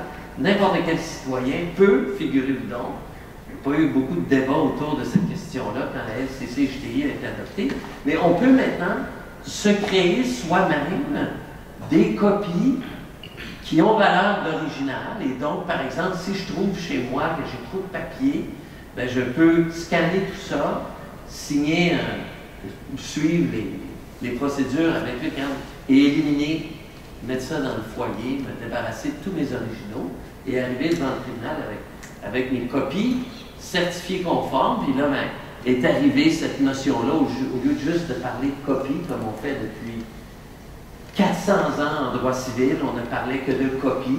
Là, on a introduit un autre concept qui est le document résultant d'un transfert, c'est-à-dire, ben là, la copie est faite en l'imprimant plutôt qu'en faisant un copier-coller sur un autre. Alors, c'est intéressant de parler notionnellement d'une copie d'un document résultant d'un transfert, mais pour nous, ça n'a aucune utilité au niveau du droit de la preuve. Depuis des centaines d'années, il y a bien des sortes de copies qui étaient faites et on n'a jamais fait ces distinctions-là. On peut avoir une copie manuscrite faite par un copiste ou un moine, j'imagine, je ne sais pas s'il y en a encore.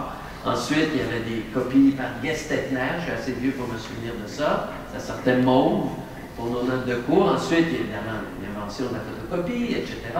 Alors, oui, il peut y avoir une copie qui est faite au moyen d'un scanner, puis il peut y avoir une copie qui est faite au moyen d'une imprimante, et d'introduire des nouveaux concepts. Si on est pour faire la nuance entre copie et document résultant d'un transfert, bien alors, on devrait aussi définir les copies carbone, puis on devrait définir c'est quoi une copie manuscrite, puis on devrait définir c'est quoi une photocopie, tant qu'à faire. Alors, ça n'avance à rien. On a l'original papier, et ensuite, on a des documents qui sont une copie de celui-là, qui peut être faite de toutes sortes de façons. Et vous comprenez donc que 28, 40, 28, 41, ces notions-là, ça vient du fait qu'on veut permettre aux gens de pouvoir se débarrasser de leurs originaux papier qui prennent beaucoup de place, qui peuvent être perdus dans un incendie ou peu importe, et de pouvoir se créer des copies numériques que l'on pourra ensuite utiliser validement devant le tribunal sans se faire accuser de violer la règle de la meilleure preuve parce qu'on a détruit volontairement nos originaux. Alors voilà, moi c'est mon point de vue là-dessus. Donc, pour les documents papier, c'est encore sa raison d'être, je pense, puis le fait de pouvoir détruire ces originaux papier, je pense que ça a sa raison d'être aussi, parce qu'on a les technologies maintenant pour le faire de façon très fiable. Lorsqu'un document a été produit originalement sous format numérique, la règle de la meilleure preuve n'a pas de sens parce que c'est impossible de définir un original. Puis je pense que c'est la règle de la preuve d'authenticité préalable qui fait le travail.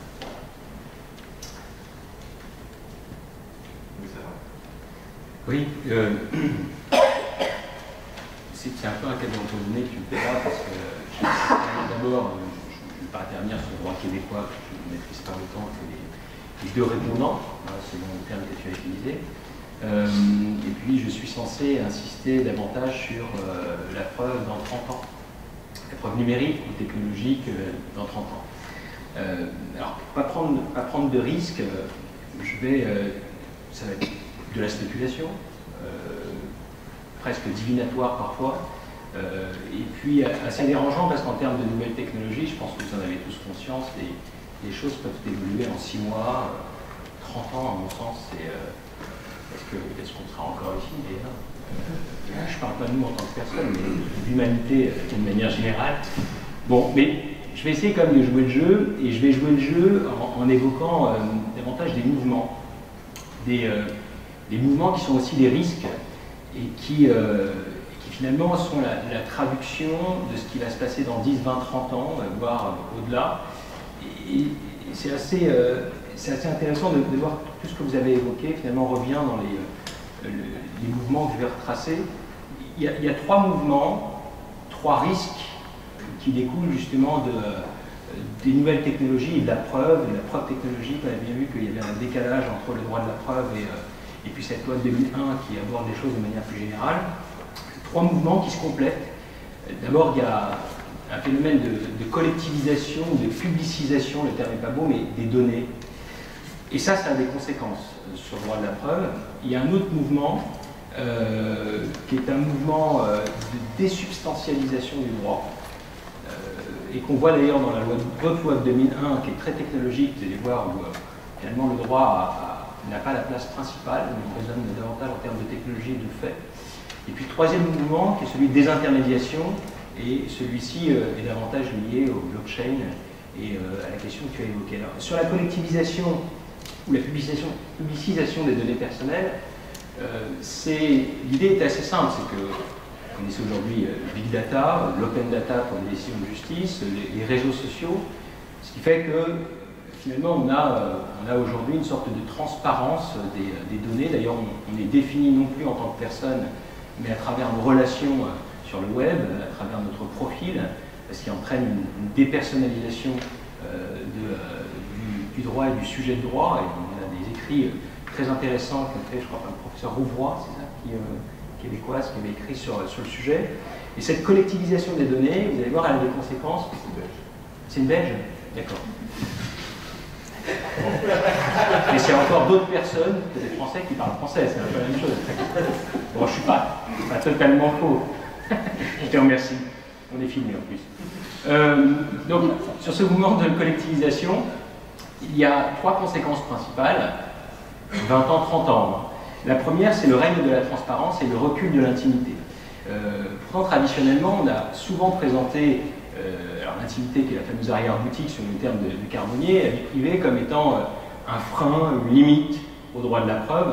Et très souvent, il y a un certain nombre d'éléments qui paraissaient évidents qu'on ne pouvait pas produire parce qu'ils portaient une atteinte à la vie privée. Sauf que la société change aujourd'hui, et elle le sera encore plus dans 30 ans, c'est qu'on a tendance à vouloir tout dévoiler. On revendique un droit de voir et un droit à être vu. Ce qui fait qu'aujourd'hui, les réseaux sociaux deviennent un berceau probatoire incroyable, et dans tous les contentieux, et on l'observe notamment actuellement en droit français et en droit européen, mais je crois que dans 30 ans, ça sera encore plus flagrant. En droit du travail, par exemple, prouver qu'il y a une faute du salarié qui prétend être malade et qui envoie des photos de lui et qui les met sur Facebook alors qu'il est en vacances aux Maldives, voilà un contentieux qui se développe avec l'idée, est-ce que ça fait partie de la vie privée, est-ce qu'on peut produire ces éléments de preuve ou pas? Ben oui, puisque c'est son Facebook public, et donc c'est accessible, et donc ce sont des faits qui peuvent être utilisés, et le juge ne se gêne pas pour les utiliser. En matière de divorce et d'adultère, on trouve exactement la même chose. En matière de responsabilité, en matière pénale, il y a un contentieux incroyable où les règles probatoires deviennent relativement simples désormais, puisque le juge se fie aux informations qui figurent sur Facebook, n'a plus l'obstacle de la vie privée parce que cette transparence des réseaux sociaux entraîne une réduction de cette part d'intimité. Et puis vous avez finalement ici une hiérarchie des preuves. Alors vous parlez de la meilleure preuve, mais la hiérarchie des preuves n'a plus beaucoup de sens, puisque tout se réduit à des faits, et la vie privée qui était autrefois un obstacle n'en est plus un. Toujours dans la collectivisation, la deuxième conséquence, c'est aussi une démocratisation de la fraude. Ce que vous avez évoqué, c'est-à-dire qu'autrefois il fallait être un expert en matière de fraude, on les identifiait d'ailleurs, hein. Les services de police savaient qui étaient les orfèvres du genre, et aujourd'hui n'importe qui avec un logiciel quelconque peut manipuler une photo, manipuler des documents, et puis lancer de fausses informations. Et donc vous avez ici regardez les fake news, hein, et vous avez donc une multiplication des documents probatoires, mais une multiplication des risques de fraude, et donc un rôle de plus en plus important des experts. Et en tout cas, en France, on n'aime pas trop, finalement, que le droit dépende uniquement des experts. Parce que si le droit dépend des experts, ce ne sont plus finalement les juristes qui font le droit, mais les experts. Et sans être technophobe pour autant, ça veut dire que les faits, maintenant, l'emportent sur le droit. Et on a cette tendance, et à mon avis, dans 30 ans, ce sera encore plus vrai, et qui va creuser en plus les inégalités, parce que vous avez ceux qui ont les moyens de se payer les meilleurs experts, et ceux qui n'ont pas les moyens de se payer les meilleurs experts. Donc voilà un phénomène, à mon sens, qui sera lié dans 30 ans à cette démocratisation de la fraude grâce aux nouvelles technologies. Troisième conséquence, le règne de l'impunité, toujours dans la collectivisation des données. Règne de l'impunité, pourquoi? Parce que quand vous êtes sur les réseaux sociaux, par exemple, ou sur le web, vous vous sentez totalement déresponsabilisé, désinhibé, et puis vous dites tout et n'importe quoi, surtout n'importe quoi. Et puis au nom de la liberté d'expression, très souvent. Et donc vous balancez des mensonges ou des fausses vérités, et puis finalement vous dites, bon, ça sera corrigé par la suite, c'est pas très grave, sauf que le mal est fait. Et le mal est fait, donc en termes de preuves, c'est très intéressant. Par exemple, si je prends l'un des principes les plus fondamentaux en matière pénale, qui est le principe de présomption d'innocence. La présomption d'innocence, c'est un principe juridique très fort, sauf que quand on a balancé sur les réseaux sociaux que vous étiez pédophile, et qu'après 10 ans de procédure, on démontre que vous n'y êtes plus rien, le mal est fait. Le mal est fait. Tout le monde aura en tête justement ce personnage lié à tel événement, vrai ou faux, peu importe. Il y a une vérité des réseaux sociaux qui fait que, quelle que soit la preuve que vous pouvez apporter par la suite, eh bien, les réseaux sociaux et les faits et la présentation telle qu'elle a été faite sur les réseaux sociaux, eh bien, suffit à causer préjudice. Donc c'est encore ici une dictature des faits, puisque la preuve juridique qui pourrait être apportée lors d'un procès est nettement inférieure à cette atteinte qu'il y a eu à la présomption d'innocence et par les faits et par les réseaux sociaux qui ne sera jamais corrigée. Donc tout ça, c'est le premier mouvement qui pourrait s'accélérer, s'intensifier dans les 30 ans d'une collectivisation des données qui entraîne toutes les conséquences que je viens d'évoquer. Autre conséquence à laquelle ça m'a fait penser, notamment avec la présentation Vincent, mais avec également les compléments que vous avez apportés, c'est une désubstantialisation du droit. Et encore une fois, une factualisation finalement du droit et une supériorité des faits sur le droit, qui d'ailleurs, et c'est la lecture que j'ai moi de la loi de 2001, votre loi, c'est une série de faits et il y a très peu de droits dans cette loi technocrate. Il y a beaucoup de technologie, mais elle est beaucoup plus factuelle qu'elle n'est juridique. Pourquoi je vous dis ça? Je vais prendre juste un exemple qui est lié aux 30 ans, qui est l'intelligence artificielle. Si je prends l'intelligence artificielle, et notamment les logiciels prédictifs, on en parle beaucoup. Dans les logiciels prédictifs, vous voyez bien qu'il va y avoir un bouleversement de notre ordre juridique, c'est-à-dire qu'on avait tendance autrefois à dire qu'il y avait le droit et les faits. Sauf qu'avec l'intelligence artificielle qui s'appuie sur un ensemble de données passées, tout est mis sur un pied d'égalité. Les faits ont la même valeur que les normes, et sur la base de circonstances de faits et d'un certain nombre de décisions de justice, eh bien, l'intelligence artificielle va prédire ce que pourrait décider un juge pour prendre le logiciel prédictif le plus disruptif. Là, vous voyez bien qu'il y a une factualisation du droit, puisque c'est une intelligence artificielle qui va s'appuyer sur un certain nombre de faits, avec des éléments de droit qui ont des décisions, mais tout est sur un pied d'égalité pour essayer de prédire une décision de justice. Ce qui fait que ça va également changer la manière de raisonner des avocats, puisque quand vous avez l'intelligence artificielle, le point de départ du raisonnement n'est plus le même, vous avez une vérité qui est donnée par le logiciel, et l'avocat, son rôle va être de contester cette vérité, de prouver par exemple que les faits n'étaient pas exactement les mêmes, ou de prouver que les données qui ont été intégrées dans le logiciel sont des mauvaises données, erronées ou discriminatoires, où il va devoir démontrer qu'on a intérêt aujourd'hui, parce qu'on en a besoin, par nécessité ou par légitimité, de faire évoluer le droit, et de ne plus juger comme le fait l'intelligence artificielle qui crée en fait l'avenir en s'appuyant sur le passé. Donc on a une stratégie des avocats qui va être totalement différente, et qui va partir d'une vérité qui est donnée par une intelligence artificielle et qui met sur un pied d'égalité les faits et le droit, ce qui entraîne une désubstantialisation du droit, comme l'ont dit certains, ou une factualisation du droit, qui est un autre terme. Et ce qui bouleverse notre manière de raisonner, nous, en droit continental, puisqu'on fait de la jurisprudence une norme aussi importante que la loi, et un mode de raisonnement qui est celui du précédent, qui consiste à démontrer que ce que l'on juge aujourd'hui n'est pas ce que vous pouvez juger hier. Et donc là, on a quelque chose qui bouleverse les juristes français, même si pour l'instant les logiciels prédictifs n'ont pas autant d'importance. Et le dernier mouvement, pour être bref, c'est la désintermédiation.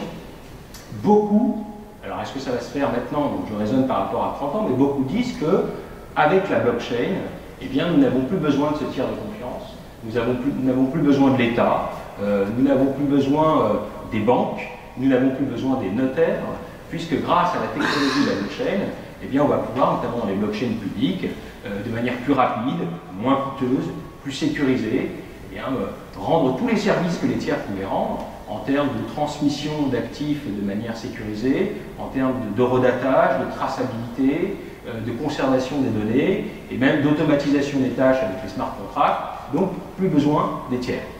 Alors, ce n'est pas vrai aujourd'hui.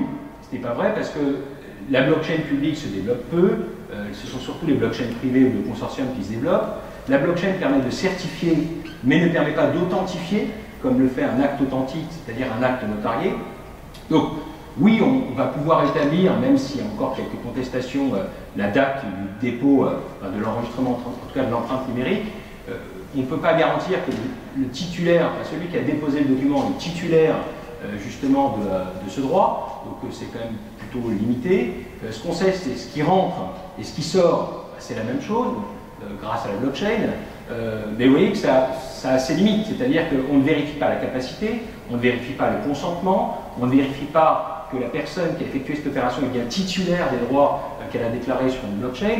Donc pour l'instant, c'est relativement limité. Et puis en plus de ça, l'authenticité, puisqu'on parle de l'acte authentique, et surtout quand on parle de la blockchain, c'est-à-dire qu'on peut se passer de l'authenticité d'un notaire, l'authenticité, elle n'est pas magique, l'authenticité, elle vient du statut du notaire, qui est un officier public et ministériel, délégataire de la puissance publique pour ce qui est du système français, mais je crois que c'est la même chose au Québec. Et donc c'est son statut qui justifie justement cet acte authentique. Et l'acte authentique, et c'est pour ça que c'est très intéressant en termes de preuve, en fait l'acte authentique, l'acte notarié n'est pas une preuve. Et il y avait un terme qui a été utilisé par Marianne Crison-Roche qui est très intéressant, qui a dit c'est une anti-preuve. En réalité, l'acte authentique, il décrète une vérité. Et le notaire, bien entendu, puisque l'acte authentique est un acte normatif qui produit des effets de droit, il doit simplement vérifier que la vérité qu'il va décréter est bien conforme aux faits. Parce que, justement, c'est quand même son rôle. Mais ensuite, il pose une vérité, et il impose une vérité, qui est incontestable. Et ça, c'est le système du droit continental. Et le système du droit continental consiste à dire que quand on est dans un système notamment économique ou juridique, on fait le choix dans le droit continental de prévenir les risques.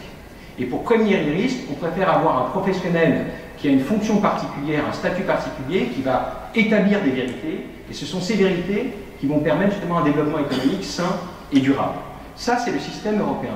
Sauf que le système américain, qui est un autre système, et c'est le système qui a entraîné les subprimes, au contraire, consiste à dire non, non, créer du risque, créer un maximum de risques, et puis on verra ce qui se passe, et s'il y a des dommages, on réparera les dommages a posteriori, de manière curative. Ça, c'est une idéologie du marché, c'est un mode de fonctionnement qui est celui du droit américain, qui a entraîné les subprimes, que l'Europe paye aujourd'hui, parce que ce ne sont pas les Américains qui vont payer leurs bêtises, mais l'Europe paye aujourd'hui toutes ces conséquences des subprimes, et nous, on n'a pas choisi ce système. En Europe, on n'a pas encore choisi ce système. Sauf que dans 30 ans, justement, est-ce que l'acte authentique existera encore? Est-ce que les notaires existeront encore? Est-ce que le monopole des notaires existera encore?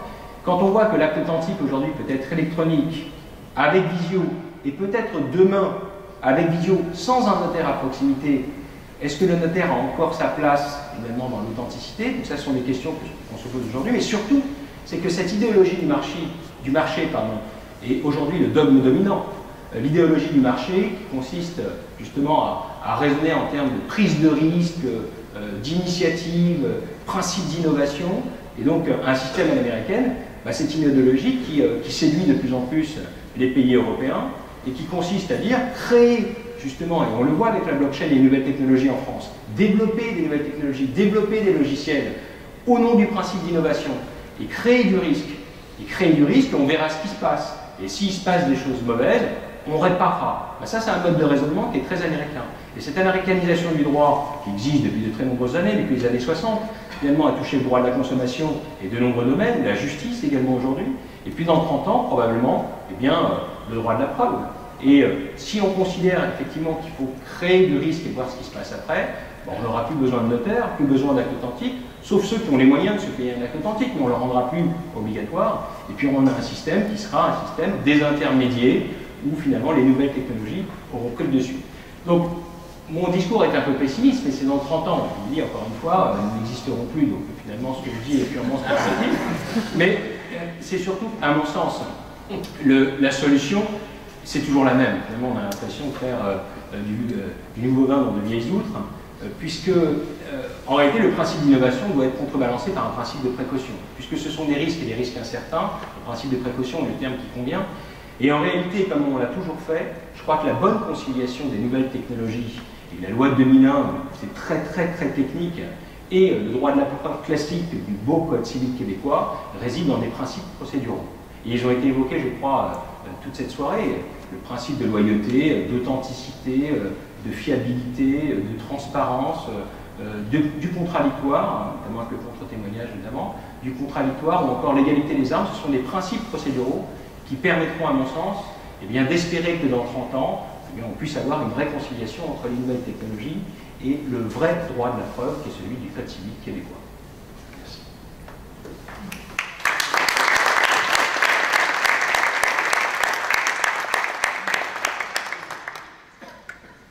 Alors, j'ai plein de commentaires sur ce que j'ai effectivement sans raison de mon intervention des répondants. Mais il nous reste 21 minutes et puis c'est une tradition de finir à l'heure, donc nous avons 21 minutes pour partager avec la salle. Mais si vous avez des questions à poser, 24.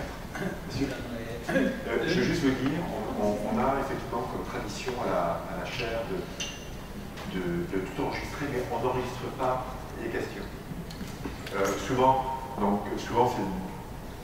Quoi qu'ici, on pourrait, pour des raisons d'idée d'audio, mais comme ça va vous liberté, ça va nous laisser à vous et à nous une liberté totale pour vous répondre. Merci pour votre présentation, M. Chemin. Vous avez mentionné à la question de la parole de l'un de l'autre, blockchain, métadonnées. Pouvez-vous m'expliquer un petit peu, parce que ce n'est pas la première fois que j'entends ça, mais je suis perdu. Parce que, merci. Parce que, Madame, Maître, vous avez je le répète pas mot à mot, là, mais dit que quand ça transitait par métadonnées, ça pouvait avoir une force probante un peu meilleure, un élément de preuve. Mais qu'est-ce que c'est, ça, les métadonnées? Le blockchain qui peut peut-être être une mise à mort pour ma profession, moi, ça m'intéresse d'en savoir davantage.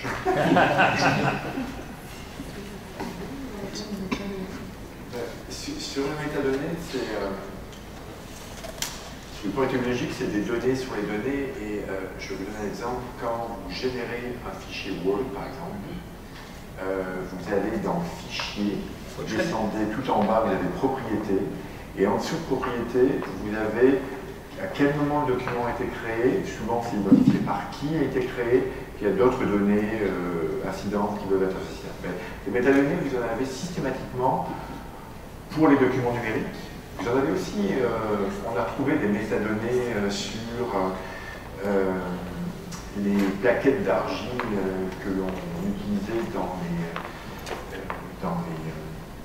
les civilisations mésopotamiennes, où les plaquettes étaient rangées dans des blocs, et les blocs étaient numérotés. C'était des données sur les données qui étaient permutées d'identifier. Donc c'est des données qui permettent en matière de preuves, qui sont très souvent utilisées. Et justement, on peut savoir que c'est vous qui avez créé, comme notaire anonyme, ce fichier Word. Je prends un exemple très très simple. La blockchain, c'est compliqué, puis c'est toujours un peu dangereux, devant mes prosélytes préférés, mais la blockchain, et puis il y en a différents types, mais c'est notamment un système, l'utilisation de techniques de chiffrement qui ont été créées dans les années 70, notamment basées sur les systèmes de clés publiques et privées qui permettent de sécuriser assez efficacement, et puis surtout de manière décentralisée, certains documents. Mais je ne me hasarderai pas trop profondément sur la définition un peu technique de ces outils. Si je peux vous rassurer, là, les notaires québécois envisagent, c'est plus qu'envisagent, ils sont dans l'état de rédaction de règlements qui restent évidemment à valider, mais les notaires québécois envisagent, plus de 10 ans après les Français, d'avoir des actes notariés technologiques, et notamment suite à un succès, je pense, avéré, en tout cas dans l'hypothèse française. Mais ce sera par un système de chiffrement, ce sera sans doute par un système d'infrastructure publique qui utilise un système excusez-moi, des techniques de biclés, une clé publique et privée. Mais à certains égards, il y a des liens avec la blockchain, mais on ne va pas du tout vous faire disparaître avec ce système-là. C'est simplement que... Merci. Ils ne vont pas vous faire disparaître, parce que je suis absolument pas indiqué là-dedans, mais Et c'est, je crois qu'il y a une potentialité véritable d'aller dans cette voie-là. Je sais que présentement, la Chambre des notaires est en voie de développement de la possibilité de recevoir des signatures totalement numériques. Ouais. En suivant l'exemple français qui existe présentement. L'acte notarié est dématérialisé. Mais ce n'est pas encore en fonction. Non, mais vous n'allez pas vous inquiéter pour la blockchain. Ce qui inquiète tout le monde, ce serait le développement des blockchains publiques. Parce que ça crée un nouvel ordre avec ses propres valeurs, ses propres principes et ses propres règles, un État dans l'État, si vous voulez. Mais ce qui se développe actuellement à peu près partout dans le monde, ce sont les blockchains privées, les blockchains de consortium. D'ailleurs, pour les notaires, ils ont bien compris qu'il fallait maîtriser la technologie. Ils ont déjà une technologie qui était assez proche des blockchains avant, hein, le hachage, clé publique, clé privée, toutes ces technologies-là, ils les maîtrisaient déjà. Ils ont créé un espace notarial très sécurisé qui existe depuis très longtemps, le dépôt électronique notarial qui est très sécurisé, il peut déposer des documents à la différence d'une blockchain où c'est uniquement une empreinte numérique, c'est développé depuis très longtemps. Donc ils ont bien compris que l'avenir de leur profession résidait dans la maîtrise des technologies. Et donc ils sont en train de créer une blockchain de consortium parce que le problème des notaires français, ils sont déjà bien en avance sur vous, mais leur problème maintenant c'est d'avoir la possibilité de remettre une copie exécutoire à plusieurs milliers de kilomètres, voire des dizaines de milliers de kilomètres, en étant sûr que ce que vous allez retirer à 3000 km, c'est bien la copie exécutoire authentique. Et donc, ils trouvent dans la blockchain consortium quelque chose de très bien, parce qu'ils se disent, voilà, nous, on a un acte authentique, et on va rentrer une empreinte numérique dans la blockchain, et donc celui qui va la récupérer à 10 000 km, il est sûr, justement, que ce qui a été mis à Paris, eh bien, c'est ce qu'il va récupérer à 10 000 km. Et donc ça permet au notaire de dire, vous avez bien entre les mains une copie exécutoire, une copie authentique, parce que grâce à la technologie blockchain, l'authenticité qu'on a mis en amont, elle va se retrouver en aval. Donc pour eux, au contraire, ils trouvent dans la blockchain un moyen de se renforcer encore. Donc ne vous inquiétez pas, je crois que le notariat encore, à moins que l'État, encore une fois, décide de supprimer la fonction même d'officier public et ministériel, et de supprimer le monopole, ce qui revient assez fréquemment en France, hein. Même si ce serait une très grosse erreur, mais bon, en dehors de ça, c'est pas la technologie qui va faire disparaître le notariat. Je vous remercie. J'ai une vraie question technique. Quand tu parles de blockchain notariale, c'est quoi la différence avec une infrastructure avec le public? Avec une Avec une infrastructure avec le public? Ben, en réalité, c'est un intranet renforcé. Hein. C'est juste que c'est pas plus que ça. Mais c'est pour ça que les notaires se disent, on a beaucoup parlé de blockchain, on va disparaître. Donc ils ont eu très peur. Puis au final, ensuite, quand ils ont pris les meilleurs informaticiens et les meilleurs ingénieurs, ils se sont vus qu'ils utilisaient les mêmes techniques. Sauf que la blockchain publique, c'est là qu'elle est la vraie innovation. Parce que la blockchain publique, elle est totalement décentralisée, il n'y a pas de tiers contrôleur, il y a un système de pseudonymat qui fait qu'on ne peut pas modifier les règles de fonctionnement ou contrôler l'entrée. Donc c'est la blockchain publique qui pourrait être une véritable révolution. La blockchain privée, c'est l'intranet renforcé. Et puis avec des technologies qu'on connaît depuis très longtemps, les publics, les privés, hachage, toutes ces techniques-là. La seule particularité avec la blockchain, c'est qu'on donne de nouvelles utilités. Déjà, c'est une application qui peut être globalisée, mondialisée, et puis de manière très simple, très rapide, peu coûteuse, et surtout pour des utilités auxquelles on n'avait pas pensé. Je pense au smart contract. Pour moi, l'avenir des blockchains, c'est surtout dans le smart contract et l'automatisation d'un certain nombre de tâches, et qui en plus doublé de l'intelligence artificielle, à mon sens, demain sera une petite révolution, mais demain, après-demain, dans 30 ans. Et je ne peux pas m'empêcher, mais le décret de 2008 qui a autorisé la possibilité de faire des actes notariés technologiques en France, c'est le seul texte de loi où on réfère, à ma connaissance, où on réfère à licence transfert. Et sous un autre terme, on parle de migration, mais on évoque cette hypothèse de migration des données. Outre les normes techniques qui évoquent très fréquemment cette notion, qui font la différence entre copie transfert, il y a le décret des notaires français qui fait une différence entre copie transfert. Et ce qui était très intéressant, ce que vous avez évoqué sur l'acte authentique et la suppression des originaux papier. C'est un débat actuellement chez les notaires français. Quand on a un acte authentique électronique et qu'on a des annexes papier, le fait qu'on les annexe de manière électronique, est-ce qu'on peut se débarrasser des originaux papier? Vous avez deux écoles. Certains disent non, il ne faut absolument pas se débarrasser des originaux papier parce qu'ils n'ont pas la valeur d'acte authentique. Et d'autres disent si, le fait qu'on les ait accrochés à l'acte authentique électronique, et à partir du moment où c'est le notaire qui constate que l'on a bien annexé les bons documents, ils sont authentiques, on peut se débarrasser des originaux papier. Et donc il y a encore un débat aujourd'hui, et on voit bien qu'il y a encore cette résistance du papier. Et c'est pas si facile que ça, hein, remplacer le papier. Nous, souvent, on doit obtenir des déclarations du serment, par exemple, de l'étranger. Pas plus tard qu'hier, j'en recevais une d'Allemagne. Eh bien, encore là-bas, c'est écrit, puis avec un seau, puis une corde pour tenir tout ça ensemble. Je ne serais même pas capable de le défaire pour le scanneriser. Mais vous voyez que de remplacer la valeur qu'on a de cet affidavit-là, dont je vais remettre l'original au juge, et avec le beau sceau et tout ça, ce qui va rassurer tout le monde, de réussir de le faire de façon technologique, c'est pas si simple. On peut scanner les documents, mais je veux dire, d'avoir vraiment notre original, ça a été fait en Allemagne, devant un officier public, qui est un notaire public là-bas. Moi, ce que je vois en ce moment, il y a que le papier qui réussit à faire ça. Encore en 2019, quand même. Monsieur, puis après.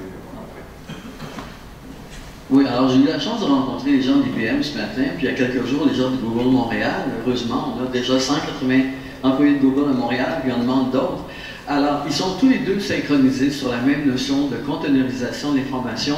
Et le blockchain, finalement, de ce que j'ai compris de Google et IBM, c'est tout simplement une façon de former des conteneurs d'informations, des espèces de carrés de contenu d'informations qui permettent d'éviter, en cas de catastrophe, genre destruction, le World Trade Center, pas grave, le lendemain on part, tout est conservé dans le cloud. Alors, c'est crypté, c'est conservé dans le blockchain. Le blockchain, il ne peut pas être effacé d'après le concept. Maintenant, je vais revenir plutôt à ce que Vettelit disait tantôt. Heureusement que les juges font admettre, est-ce que vous admettez en preuve, comme naguère, les fax, les télécopieurs, on était très méfiants. Les gens, ben oui, c'est ça le contrat, c'est une télécopie. Ben oui, mais c'est ma signature, ben, c'est une télécopie. Quand ça devient un transfert, c'est qu'on parle de passer par une tierce opération de 1 et de 0, des bits d'information où on avait le document, on n'a pas simplement fait une photo ou une photocopie ou un fax, c'est devenu des 1 et des 0 et ça a été restitué avec la même qualité que l'original de document initial, si on veut. On peut changer les termes. Ce que je voulais dire, pour en venir à ma vraie question, c'est de protéger la partie faible. Je comprends que, heureusement, on n'a pas besoin de le sortir, de dépoussiérer la loi, parce que les gens admettent que c'est bien ça sur lequel ils s'étaient entendus, qu'on teste sur d'autres points l'application du contrat.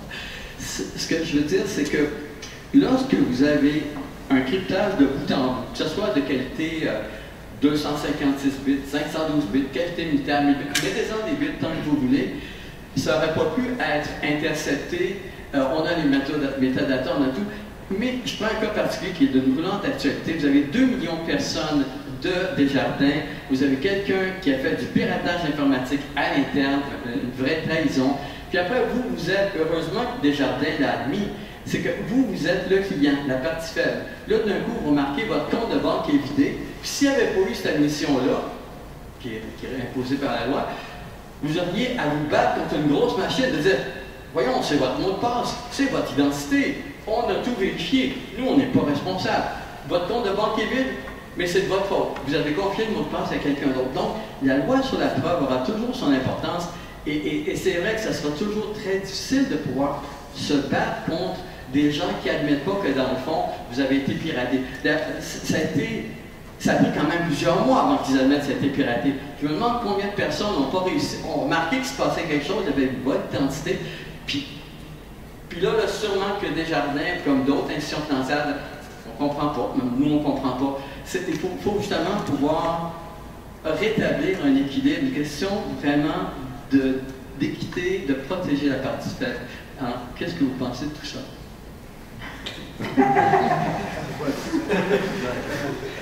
Ben, je suis tout à fait d'accord qu'il faut que les parties faibles soient protégées, mais je demeure tout de même d'avis que notre droit de la preuve prévoit déjà, est assez déjà complet pour prévoir ces situations-là. Je ne suis pas certaine que la loi dont on parle aujourd'hui apporte quelque chose nécessairement de différent, et peut-être même qu'au contraire, que la loi, à mon avis, favoriserait davantage l'institution financière plutôt que la partie faible, parce que la partie faible, je me disais, serait démunie devant les arguments qu'on invoquait pour dire non, non, non, c'est ça que j'ai fait, c'est ça que j'ai fait. Alors que là, l'institution financière bénéficie de plusieurs moyens, des experts et tout, pour profiter des affaires. Et alors que peut-être serait capable de mettre une confusion, d'insuffler une confusion suffisamment sérieuse pour désavantager la partie faible. Alors, je pense que c'est une des raisons pour lesquelles la loi doit nécessairement être simplifiée, puis s'accorder avec nos régimes de la preuve.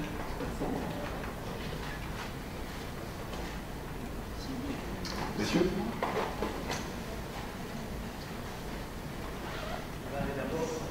Bonjour, merci pour la présentation. Moi aussi, je voulais rajouter vraiment juste une petite précision sur la blockchain. En fait, on pourrait simplement simplifier ça en mettant une base de données décentralisée. Donc, quand on parle, monsieur avait mentionné IBM, c'est simplement un endroit où on garde nos données. Donc, votre question, à savoir c'est quoi la différence entre ça et les clés publiques et privées, c'est qu'en fait, la blockchain se sert du principe de clés privées et clés publiques pour encrypter les données qui vont ensuite être étudiées et centralisées un peu partout. Ceci étant dit, j'ai une question par rapport à l'article 7 de la FLCC-JTI que vous avez mentionné qui était un bug. J'étais un peu curieux là-dessus quand Maître Marseille et Maître Delisle avaient mentionné en fait que si j'ai un document qui résulte d'un transfert, je peux le déposer à la cour tout en, par contre, devant prouver sa fiabilité. Et Maître Delisle qui mentionnait que si on veut déstabiliser un adversaire, en fait, on a simplement à contester. Mais l'article 7 ne donne pas une présomption de fiabilité, justement, des documents qui résultent d'un transfert. Donc, pour démarrer tout ça, il faudrait en fait arriver avec un élément de preuve qui, je présume, est un peu fiable pour dire, bon, mais moi, je conteste ça parce que voici ce que moi aussi j'ai qui pourrait venir mettre en preuve la crédibilité du document. Ça donne une présomption, d'abord, il faut le dire, au niveau de la technique juridique, très déficiente, là, mais vous avez raison, le but, d'après ce que je peux voir, était de créer une présomption de fiabilité du support. Ce qui ne veut pas dire qu'il ne faut pas toujours prouver l'authenticité du document. C'est-à-dire que je pense que ce que le législateur avait en tête, c'est si à chaque fois que je veux produire un courriel, je dois amener un expert pour expliquer c'est quoi le type de serveur que j'ai au bureau, puis comment c'est conservé, puis on n'en sortirait pas. Donc, il y a une espèce de présomption qui dit au niveau des supports qui sont utilisés, des supports technologiques, ou s'il y a un document qui a été transféré, par exemple un courriel, le fait que le système derrière tout ça, les technologies, étaient suffisantes pour préserver l'intégrité du document. Par exemple, le courriel que vous recevez est bien celui que j'ai envoyé. On n'a pas à le prouver à chaque fois, ça sera présumé.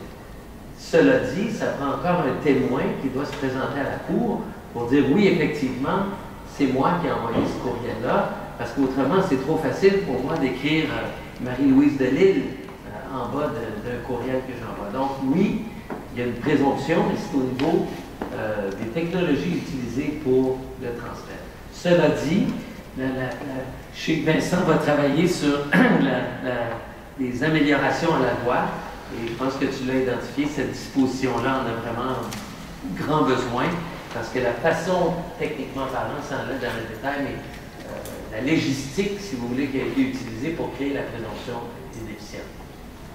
Si je peux ajouter, après 15 décisions qui disaient le contraire, Benisti a enfin reconnu en fait que cet article 7 prévoyait aussi une présomption uniquement du support et non pas du document.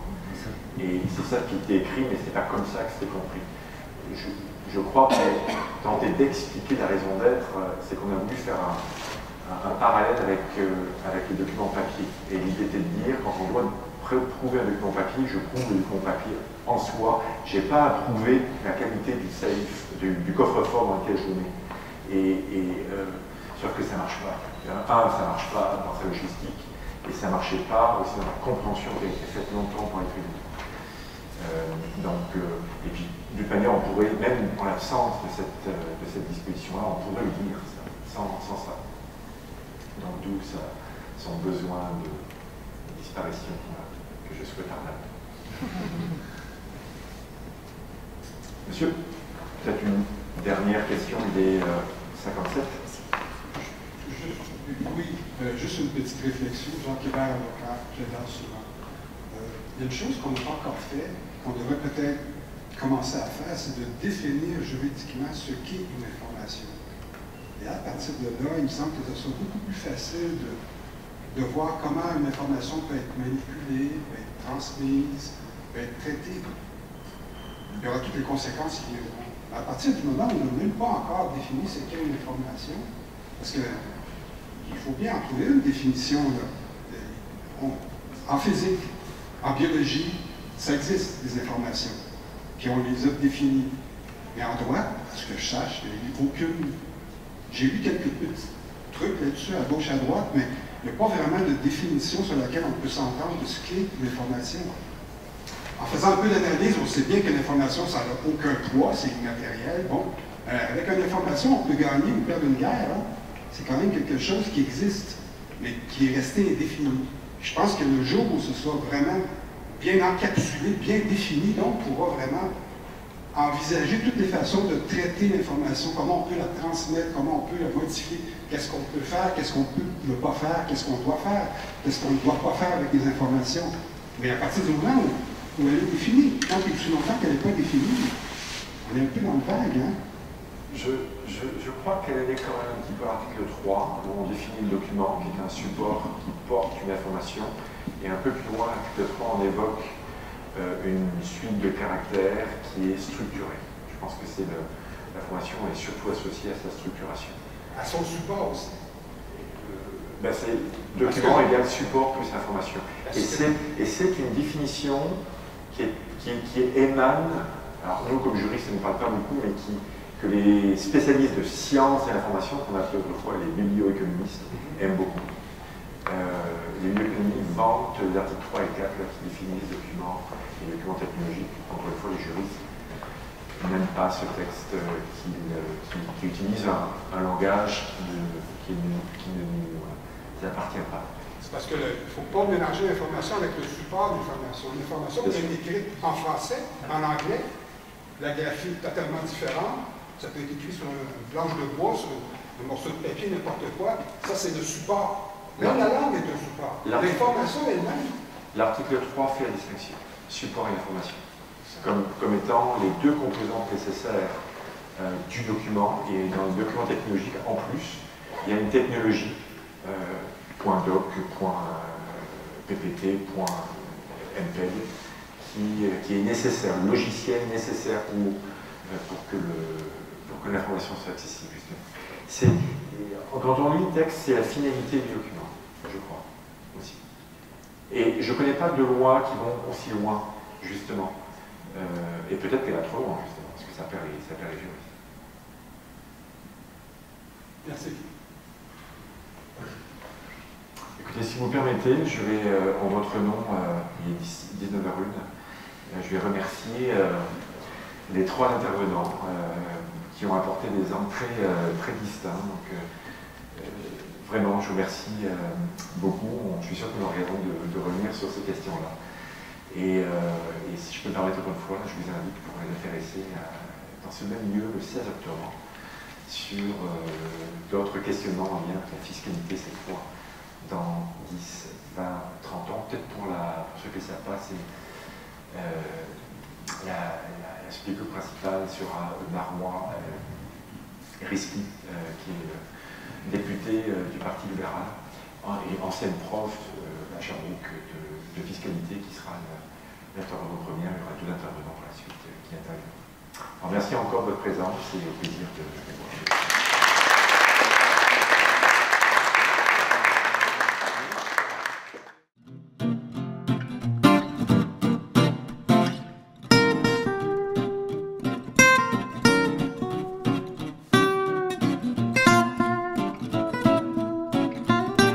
Thank